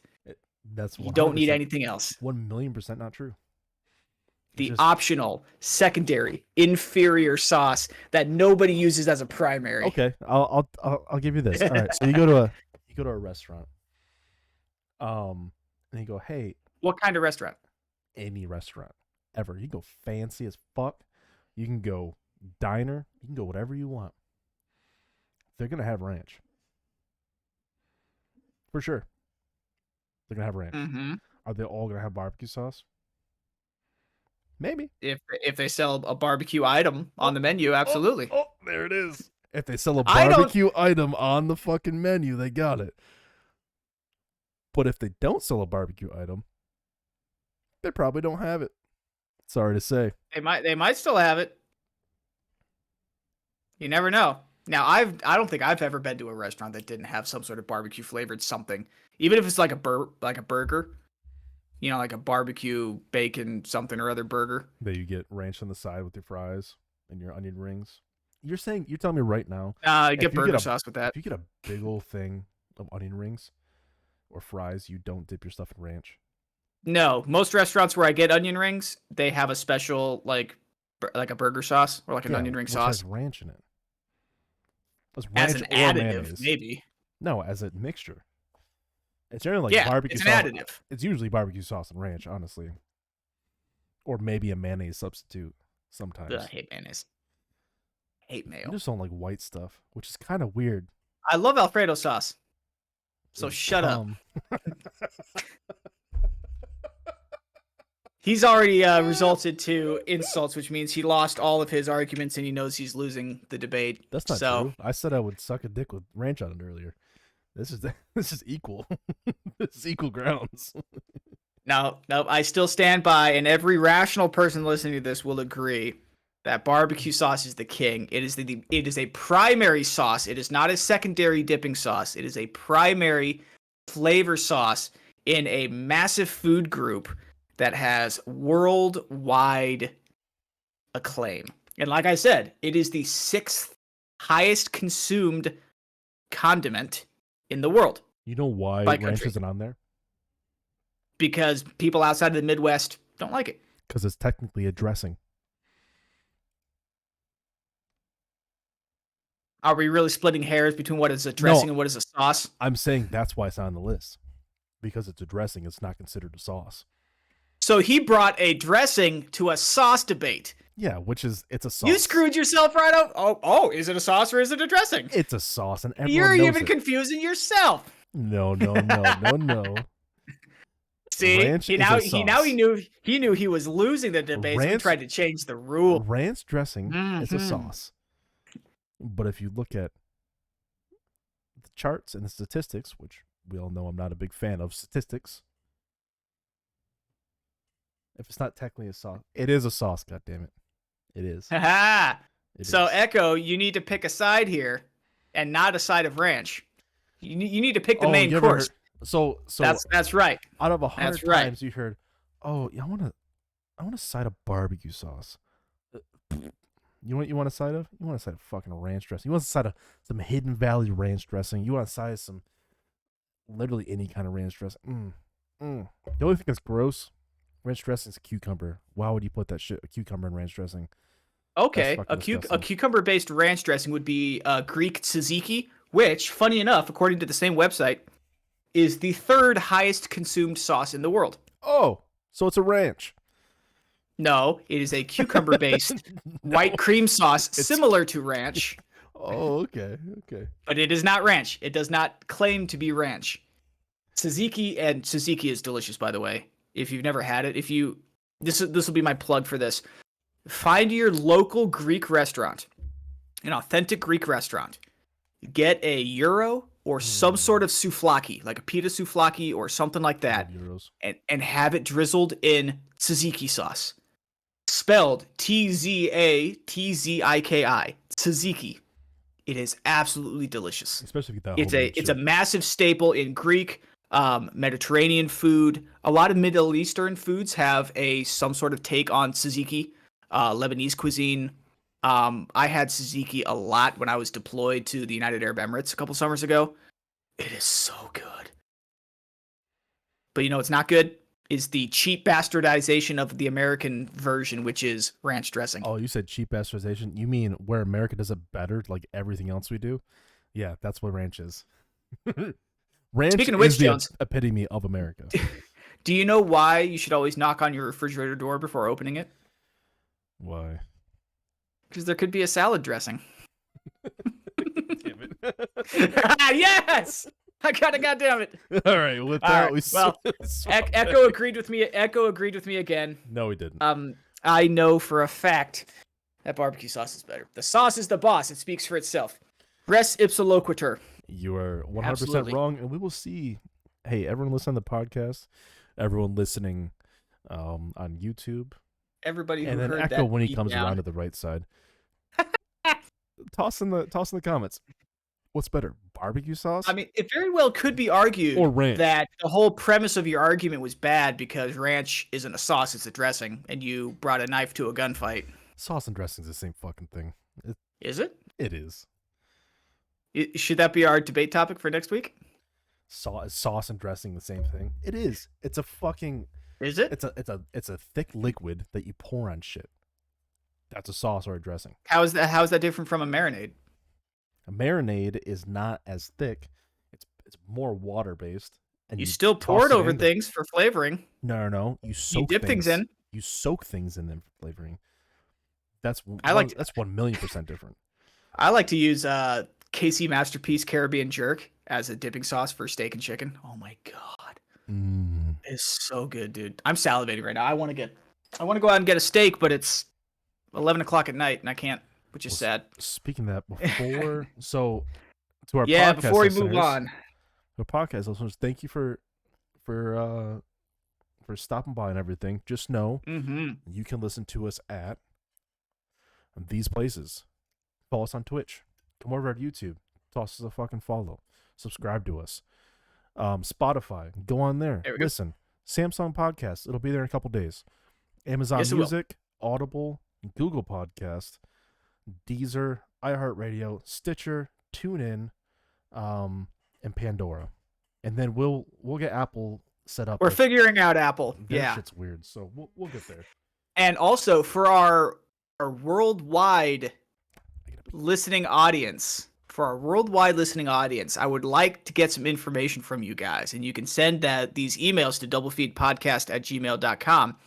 I would love to hear what your country's take on barbecue sauce is, and whether or not you've even heard of ranch dressing before. That's what I'd like to hear from our worldwide audience, because we have some people listening in various countries all across the globe. I would love to hear what y'all's take on barbecue as a meat, and then barbecue sauce as the sauce. Do you dip it? Do you marinate it? Do you baste it? Do you do all of the above, like a normal, intelligent person?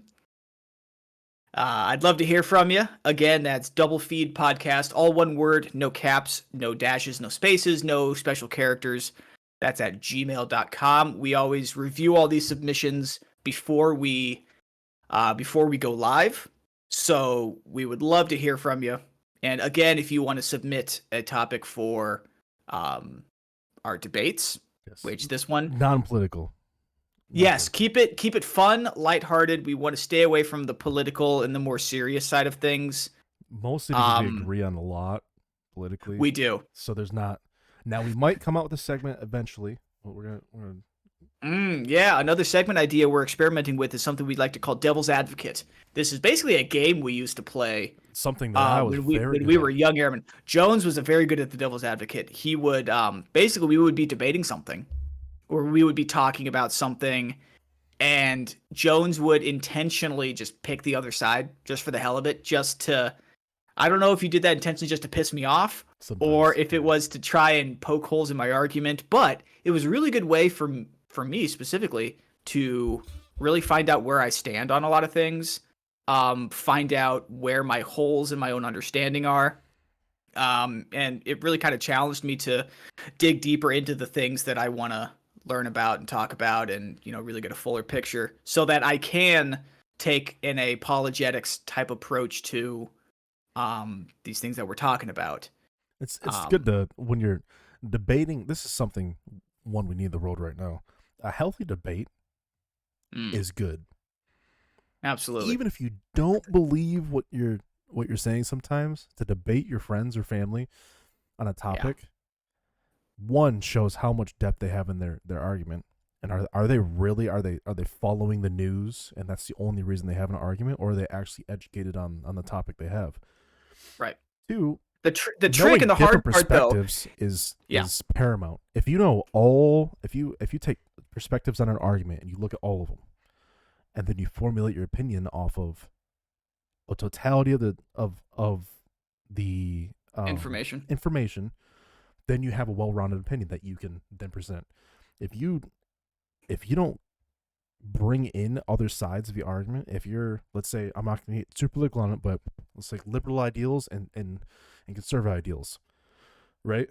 If you don't know why the other person thinks the way they do, and they don't know why you think the way you do, then there's just going to be a clash. There's never going to be a discussion. Because maybe I disagree with something with the lyric, and we'll talk about it, and maybe I'm just bullshitting and playing a devil's advocate. Maybe I'm actually being truthful. And the annoying part is I can't tell the difference. No, never. I have never been able to figure that out. But it's good. And it's good for you. We've gotten heated in the past. Oh, like I remember being out in the garage one day. Here, flip over to the before we wrap it up for our just a podcast listeners, I want to tell this story. The idea for a debate topic was initially drawn from what we used to do together ever since we've lived together. Is we like to debate things, we like to talk about ideas. It initially started sarcastically. Remember this in tech school? Yeah, I still remember this to this day. We were standing outside in between classes, and you made a comment about, I think you said it's hot as fuck, to quote unquote. And I was kind of being a smart ass. I was being kind of facetious. And we started debating the semantics of how the word fuck is used and how it can be used in all sorts of different ways. Do you remember this? Now that you're talking about it, I am remembering it. Yes. This is where it came from in tech school back in August or July of 2015. Damn. Yeah. So we started. So I remember I posed the question, hot as fuck. So are you talking about it's as hot as the activity of fucking, or is fuck some sort of other metric by which we kind of define things? And it kind of went from there. We just kind of bounced up these kind of BS ideas off each other, and it kind of developed from there, where we would essentially just kind of get in arguments with each other just for the hell of it because it was fun. Mm-hmm. And then it developed to the point where we would actually legitimately bounce ideas off each other, and every once in a while we would be at odds with each other on specific items. And I remember one particular argument we had, I thought it was going to come to blows. We were talking, it was an education argument, and you were talking about the fact that you hated standardized tests. I fucking hate them. That is a real one I do not like. Yeah. I could definitely tell that you were not playing devil's advocate on this one, but yeah. I argued that they're standardized tests. Unless you do a standardized test, there's no real metric to gauge knowledge, or at least not one that wouldn't require a massive amount of work and input on the teachers based on the subjective nature of what we would classify as learning. Mm-hmm. Right? You remember that was the argument I made, like, because your argument was, and I still remember this. I remember this very clearly, because we were both really into this. We were out there in the garage for like 2-3 hours, drinking beers and. Yeah, I forget why we were out there. I saw a picture of the garage. Maybe we should do a background of the garage. Hey, that'd be sweet. Instead of sitting around the fire, we'll do just a picture of the garage and put us in there. That'd be cool. Yeah. We should do that. We'll do that for next week. But I remember we were out there and you were arguing that the concept of learning, or how we gauge learning on a very individual level, requires a very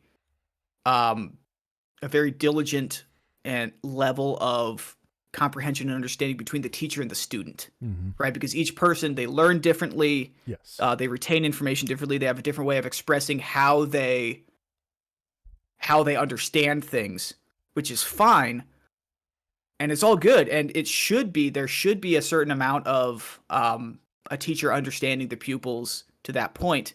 But from a public school aspect of things, that would, in order to gauge a student fairly on how they learn, would mean that you have to change the grading criteria to accommodate each student. And I remember my argument then was, there's no way to do that, because it's not fair to have one student be judged one way and another student be judged a different way. It's not fair. It may be more personalized, but as soon as that grade turns into a number or a grade point, it becomes unfair. More transparent is what it. I mean, put it this way, right? So the Air Force now has physical testing that's different, right? So we have Based on the age a group plank. now, right? No, so we have a plank, a sit up, and some crunches, right? For sit up specifically. Running has the run, the walk, and the shuttle run. The shuttle run. Push-ups are now regular push-ups or T push-ups. So you have different components. You have different ways you do things. So my argument back then, as related to what I'm talking about now, is find a way, because you have tactile learners, you have people that learn by seeing, people that learn with like auditory learners, visual learners. They can hear it, they can hear it, and they can understand. Yeah. So tailored testing, after knowing and test them on what their different levels are, which you can do. The schools do this. And then when they come to practical testing, if you have people who are really good at reading and writing, and they understand through that, give them a fucking multiple choice test, and they should be able to excel at that. If you have a tactile learner who has a short attention span and can't do that, create different activity, same fucking thing, but different activity that helps with tactile learners or auditory learners listening to a question and then doing it. Same question, same knowledge base, same everything, but different testing ways based on what they actually do. And I think that would help a lot of kids that are maybe not good at taking tests. I mean, tests are anxiety ridden and everything just off the top. And then if you're a tactile learner and you learn with your hands and shit, what's it going to teach you besides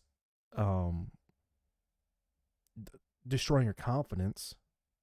What are those standardized like multiple choice tests going to teach you? That you can't memorize shit? Who fucking cares? You can take apart a car and put it back together, right? Johnny Fuckface over there might be really good at auditory, and he can hear and remember something a teacher says forever. Or Sally Fuckhead over there might be really good at visual learning. You have to write something on a board, and she does it that way, drawing things out. So I just think there should be a way that educators, the work thing is a bullshit argument to me, because take for California, for example, right? California gives their schools a fuck load of money. Those motherfuckers take a day off every month. I think maybe every 2 weeks. Bullshit. You're telling me you can't design, with all these intelligent people out here, you can't design ways for kids to test when you design ways for kids to learn? That's all I'm saying. That's all I'm saying. There's different learning, so there should be different styles of testing with the same information for each person based on what they do well.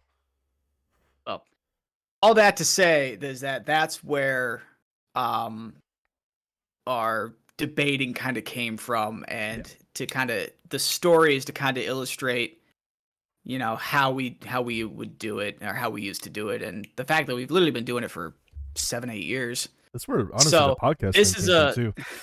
Yeah. Oh yeah. We brainstormed this podcast idea was a long time ago. Yeah. 7 years ago, and now we are at episode 7. Yeah. How about that? And there's as of today, there's 606 of you that's listened. So we appreciate that. Well, 607 because Echo's been on here. We've had a couple people on Twitch, so it's maybe 610. And we're getting some views on YouTube. Yeah. So all of you guys that are out there listening, we fucking appreciate you guys. Everyone from around the world, that's honestly fucking insane that you guys are even listening. That is pretty cool. Because we're a bunch. That is pretty cool. I'm a buffoon. Somewhat intelligent buffoon, but a buffoon. So who eats all entirely too much ranch. So for our overseas podcast listeners, we are going to say thank you for joining us. We're going to say goodbye.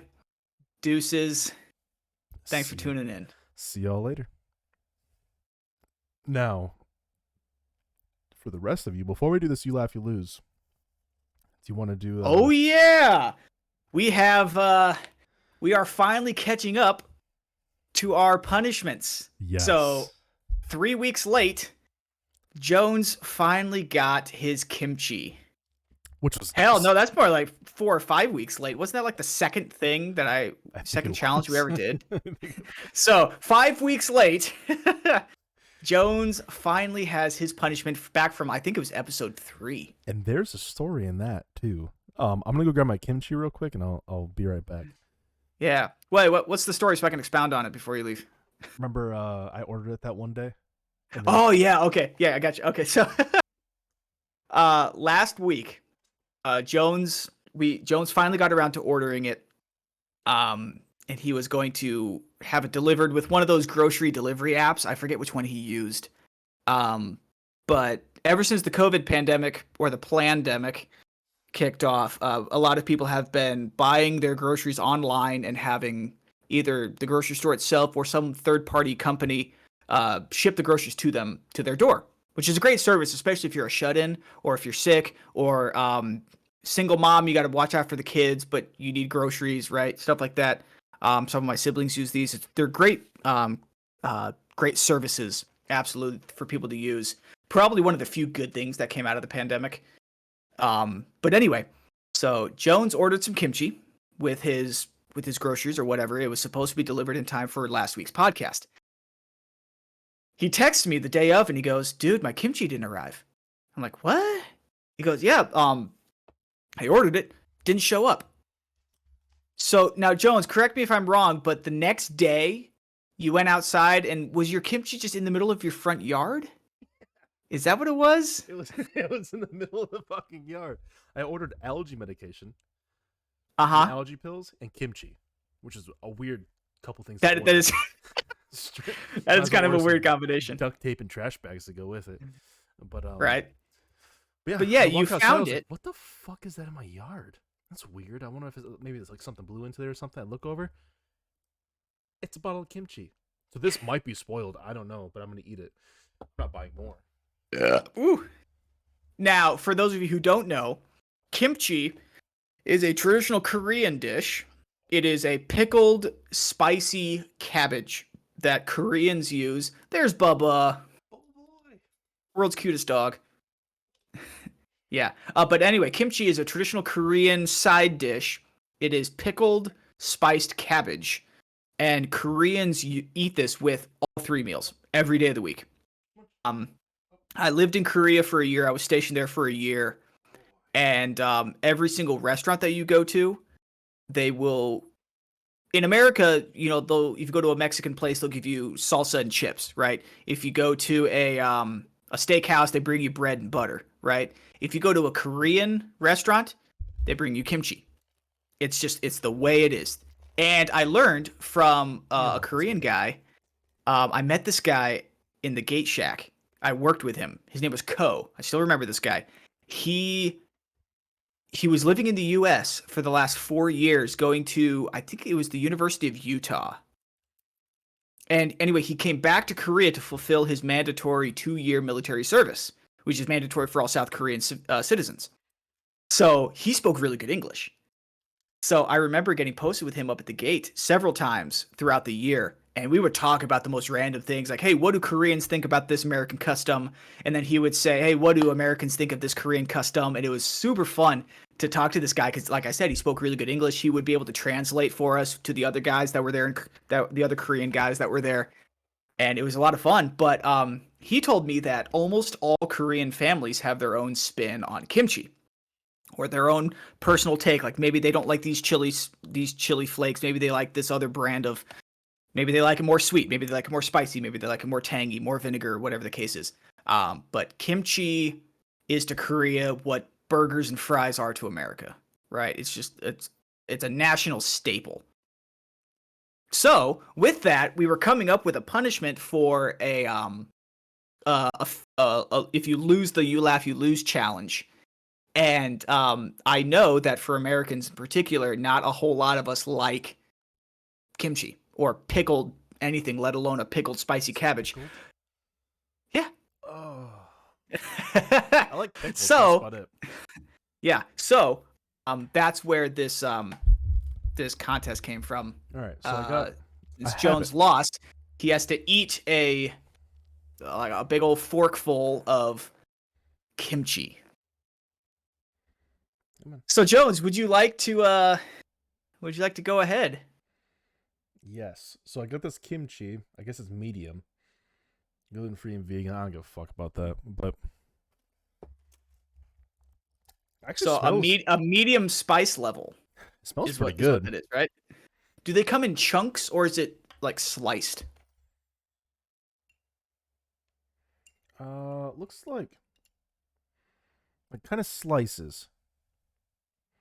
Okay, yeah. If you double up on that slice right there, that should be enough to satisfy the challenge. Like that. Let's do it. You know what it kind of smells like? It smells like salsa. Kinda, yeah. Yeah, it smells That's like it's probably the spices they added. it smells like a house salsa. Over the teeth and through the gums. Look out, stomach. Here it comes.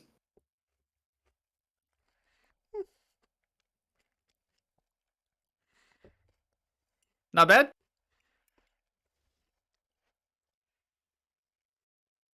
I did just blow on that, which was kind of weird.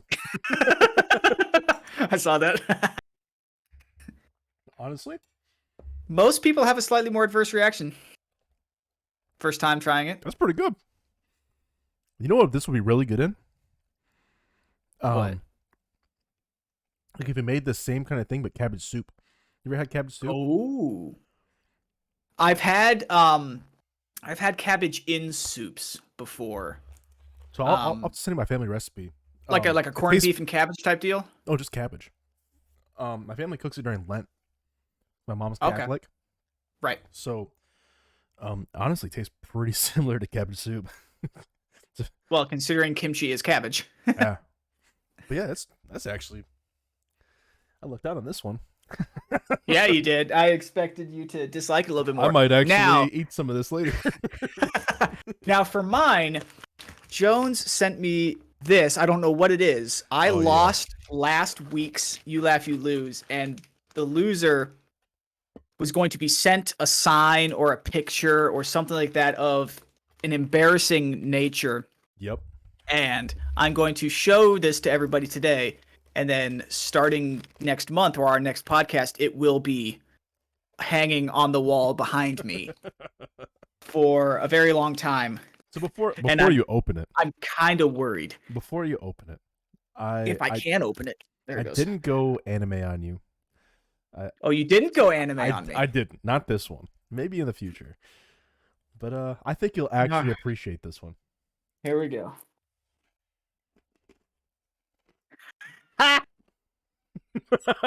Show the camera. I love it.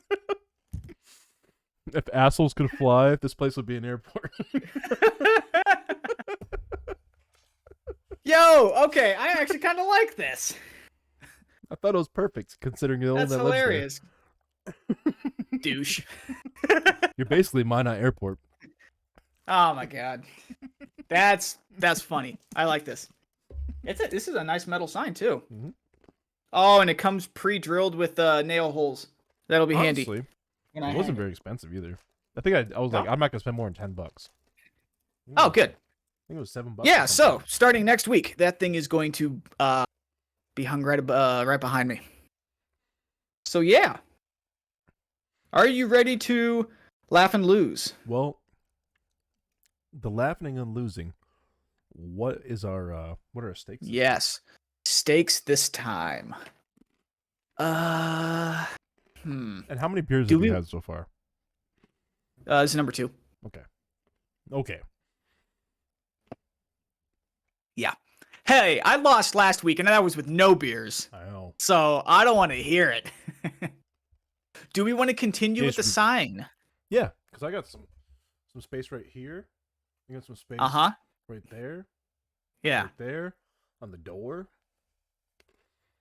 Send me what website you got this sign from, and I'll see what other funny one. Oh, that's it? I put funny sign in Amazon, and I was like, the third one that pops up. Bet. Yeah. It's only reason I got that fast. Let's do this again. Let's stick with the sign theme. I think eventually we can have like the entirety behind us decked out in goofy ass signs. Hell, hey, maybe eventually, I don't know, way late down the road, if people keep fucking listening. We start getting 100,000 people an episode, 200,000 people an episode, or something, 50,000 people an episode. Get some sponsors in here. Just have a podcast place that we're fucking at. Well, and we should use eventually. We should turn our double feed logo into a sign. Oh, honestly, yeah, I would just like that. Me too. I think. yeah. Maybe that should be our Christmas present to each other. We both get one designed, send the design, and then I'll pay for yours and you'll pay for mine. And then we'll have a double feed. Yeah. Yeah, let's hash that out. Let's hash that out offline. Yeah. Cool. All right. So hey, let's watch. I know Echo sent in a bunch of submissions. So you got those pulled up? I do not. I'm sorry, Echo. We forgot about your submissions last week. I feel kind of bad, but that does mean we have more of your submissions to watch this week. Am I right? Yes. I don't know why it pulled up like that. That was weird.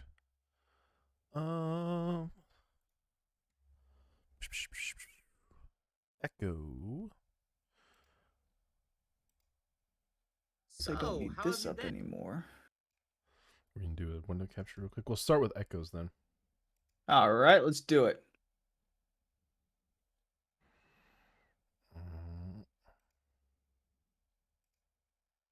Maybe. Ready? Hit it. I'm gonna swap my stuff over real quick. Mm-hmm. Fuck. I scuffed it. Aw. I done scuffed it. Oh, shit. We got some technical difficulties, it looks like. Don't worry, guys. I'm very good. All right, let's see what we got here. So, how have you been? I don't hear this.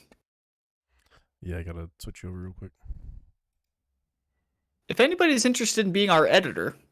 Yeah, do shit live for us, that would be nice. Because I gotta do a lot of shit, including, I don't talk quite as much as I would because I have to do a lot of this. Basically, everything you see on the screen, I have to do.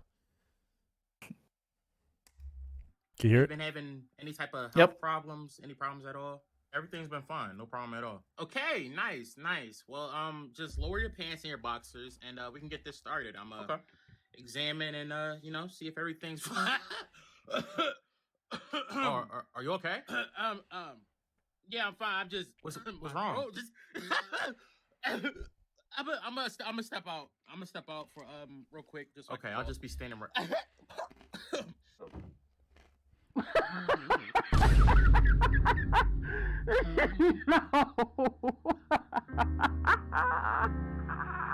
That guy's got a little AAA battery in his pants. You'll take that? It's so funny. No, you gotta do the physical for me. You gotta do it for me. I swear, if I touch it, I'ma laugh. If I touch it, what are you talking about? No, I gotta go see. Hold on.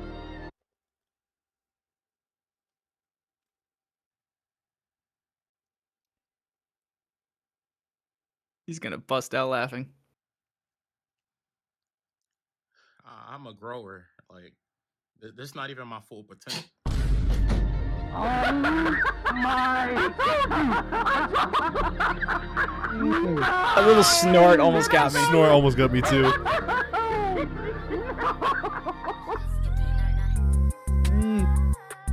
Oh, that was rough. That was oh man. Oh, he actually sent a bunch of these. Wow, what should we play? Oh, damn, this one's funny. Oh, you know this one? Ready? Hit it. Wow, what should we play? Let's play a game. I spy my little eye. Something beginning with N. I knew. How did I know? Let's figure out what my word is, guys. Nature. It's Niagara. Balls. You want a clue? Okay. It's next to you. Nice clothing. It's one word. Oh. Net. Nice. Napkin. Wrong. Nikes. Wrong. You want another clue? Yeah, sure. Oh, stop! Stop! What? Okay, Nice. KSI is not even that funny. Do you give up? Yes. It was neck. Such a bitch. Neck. That was He has a big neck. It was neck. Whoa. Oh wow. What's happening here?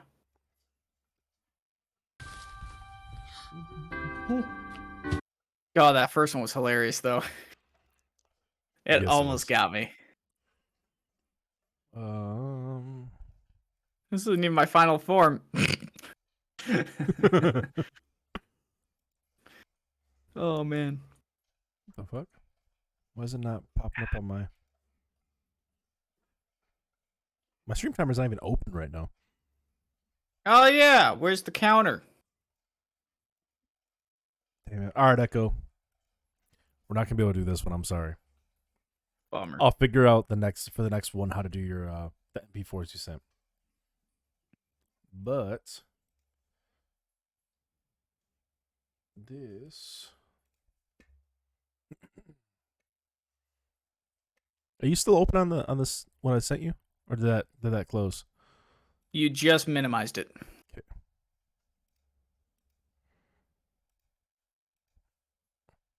There we go. I actually kind of like this. Hit it. It's open. Oh, by the way, I did have one submission that's in the chat. You did? Okay. Open Yeah. up here in a little bit. Yep. We watched this one last week, right? I don't think so. This I one? don't remember. Check it out. Oh, we didn't. Because it starts down here. I can't do this one because it's SNL. Oh, yeah.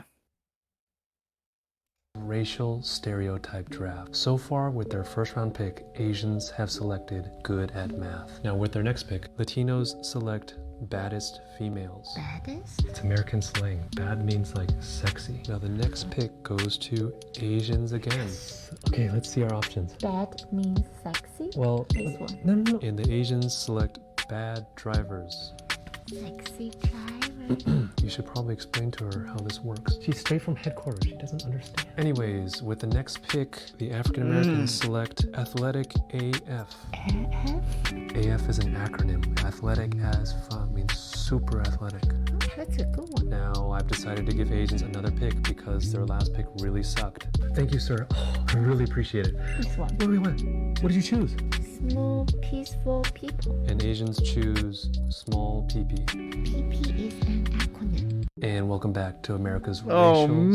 stereotype draft. So far, with their That's rough. My turn now. Good luck, everybody else.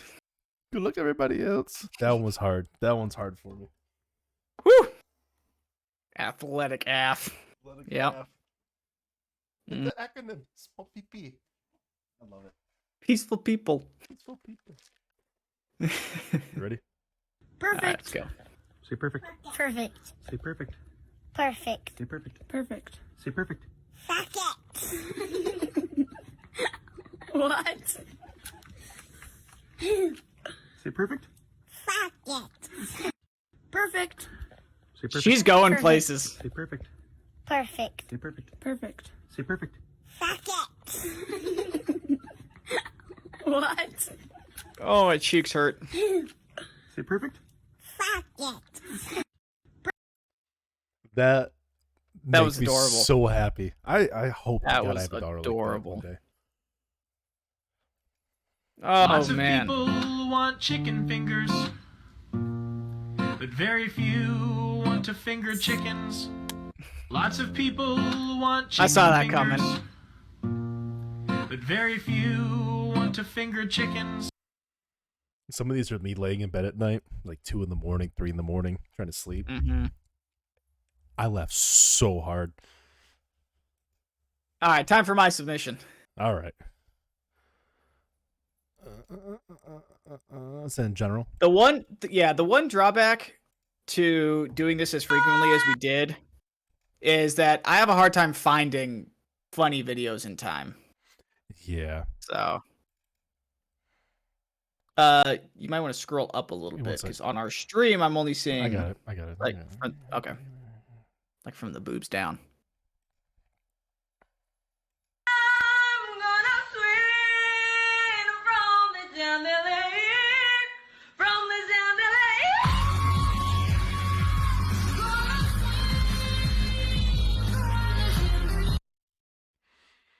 Oh, look, it's you. It's me. That doesn't count. Oh, we still don't have our laugh counters up either. Oh shit, I'm slipping today. Echo, you gotta be the one helping out here, because we don't. Ready? Let's hit it.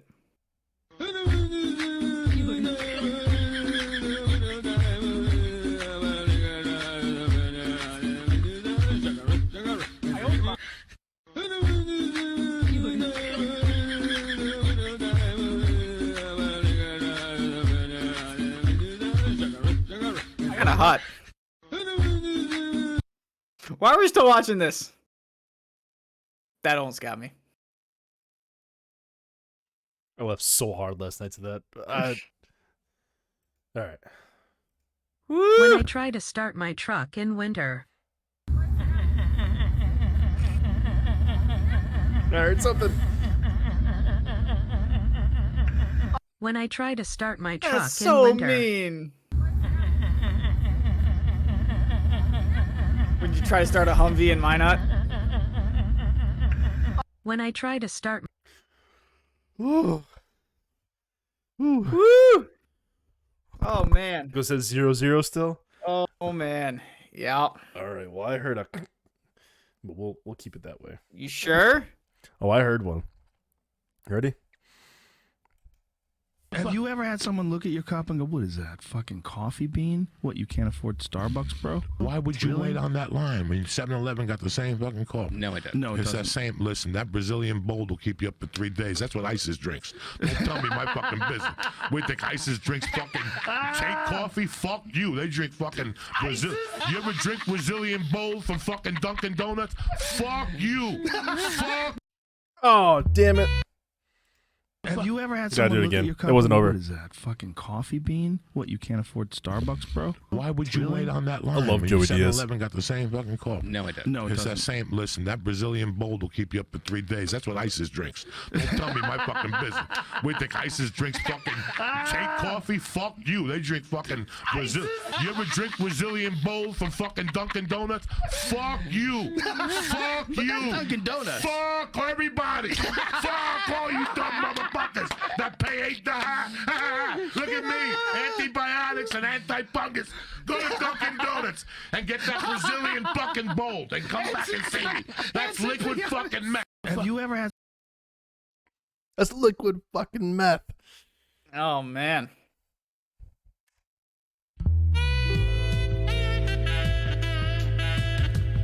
Gotcha, bitch.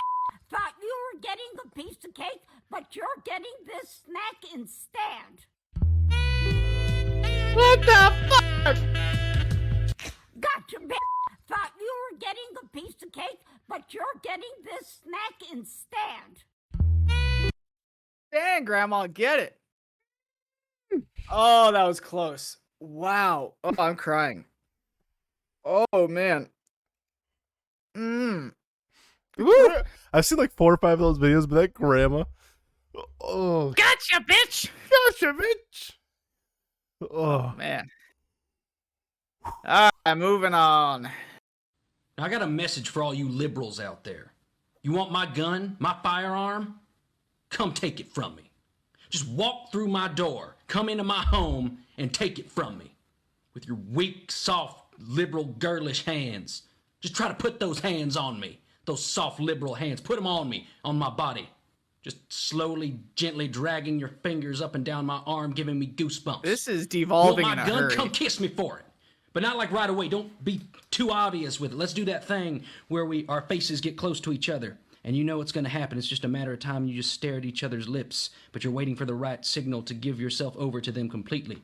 Like This in guy walk to watches a remember. Come very do that for my specific gun. type of Bite my porn. lip and play with my hair for my firearm. If you want my gun, come spank me for it. Not like too hard, but like still hard, you know?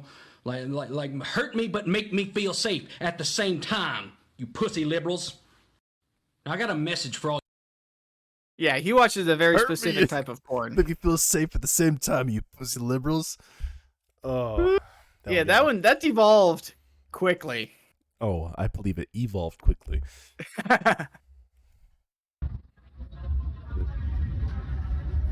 Ooh la la.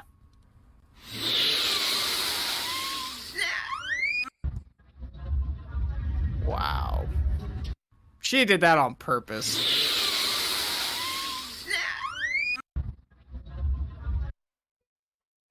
The fucking The only- nutcracker, dude. The only reason I didn't laugh is because I've seen that one before. Oh, Or I've seen something very similar to it. nutcracker on that got me. Woo! Oh, man. Speaking of snorting.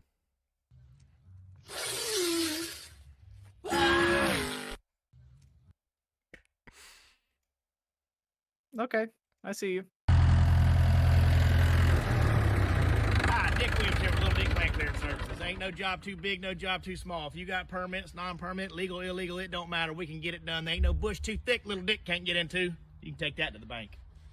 That is an amazing slogan. No bush too That is thick, little amazing. dick ain't get into. That's amazing. Tell y'all boys something. Take video of this, Steven. Look, you see this bush lot? Bitch, you shouldn't come here unless I get head tonight. Tell y'all boys something. Take video. I think I just sent that one to Jones. All right. Have you seen this before? I have seen this one.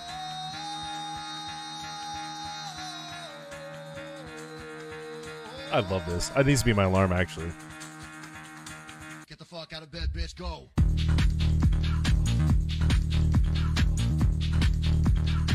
Get up, and then they got go.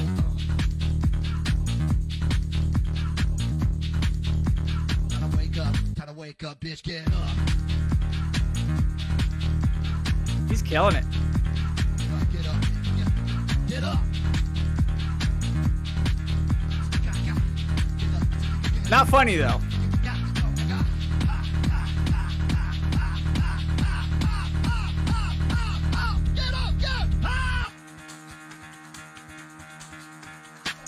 Watched that whole video the other day. Like, it's like a 5-minute video. Seriously? Yeah, we're gonna go to the SNL one. That guy was doing that for 5 minutes?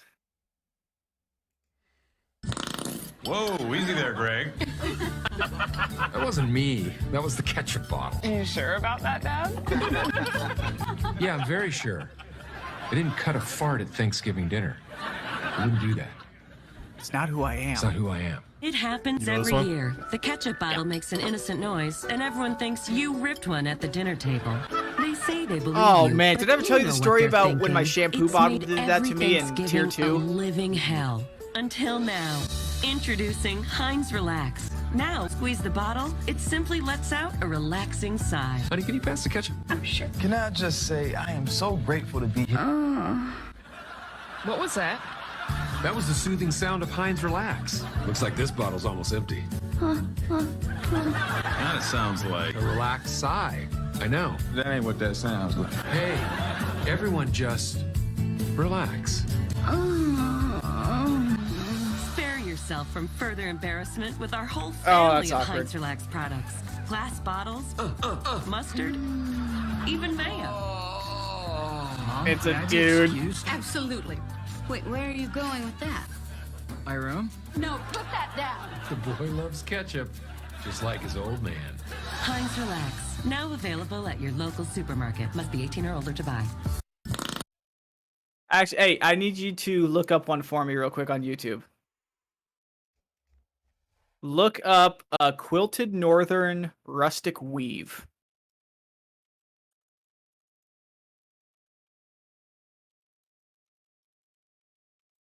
Yep, top one right there.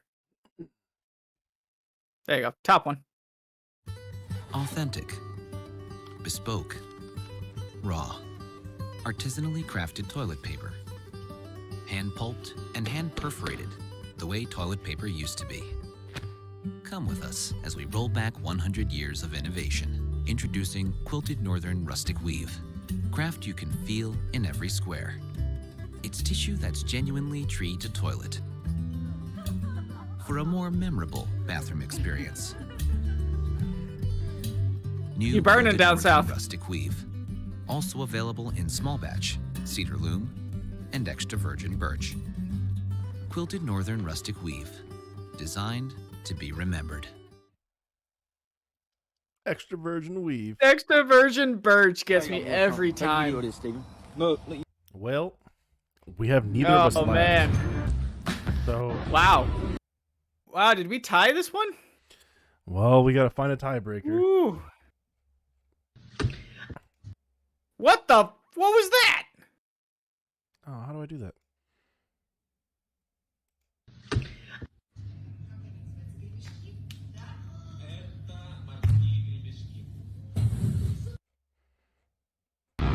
What the hell was that? Yo! Is that chariot racing with motorcycles? Is it? Holy shit. Wow. That is the most redneck thing I think I've ever seen.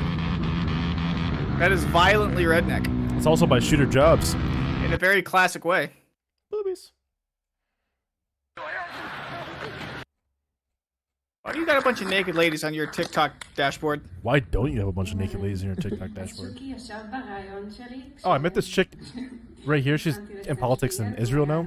Met her in coming to California one day. No kidding. Yeah, she was cool. We talked for like 2 hours.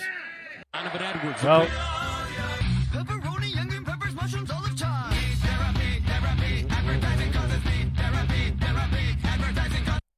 I got nothing.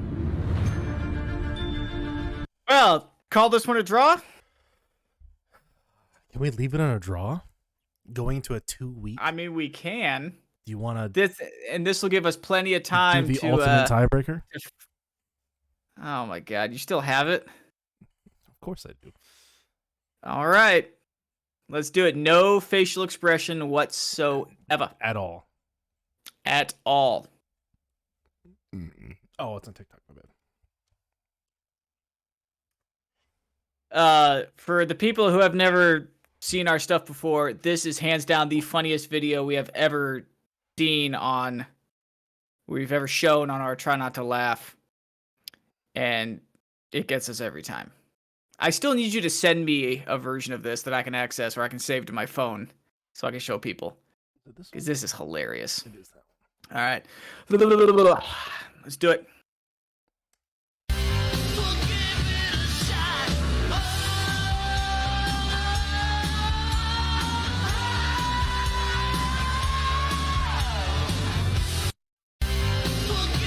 I'm pretty sure. Pretty sure you did too.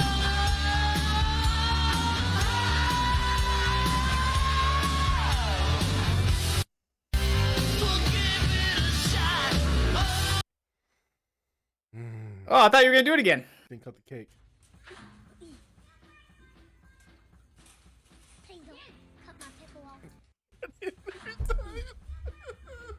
Yeah! Please don't cut my pecker off. Yes! That kid's so damn cute. Please don't cut my pecker off. Oh, all right. I win! Woohoo! Oh, yeah. All right. So I'm going to be finding a funny and probably slightly inappropriate sign for you. Well, my counter's not showing up. It's weird. Oh, I know why. Oh, because you probably changed the layers of the scene. There it is. Either way, there it is. All right. We are the champions, my friend. Boom, baby. All right. I guess I lost. Thanks for playing. thanks for playing. All right. Well. Oh man, that was funny. Before That we was head good on out of times. here, make sure you follow the various things we talked about earlier. Mainly Spotify, Pandora, and all of that. Listen to us. Go toss a follow to our YouTube. Toss a follow to our Twitch. Subscribe, and all that shit. You got anything to say to them before we leave, O'Leary?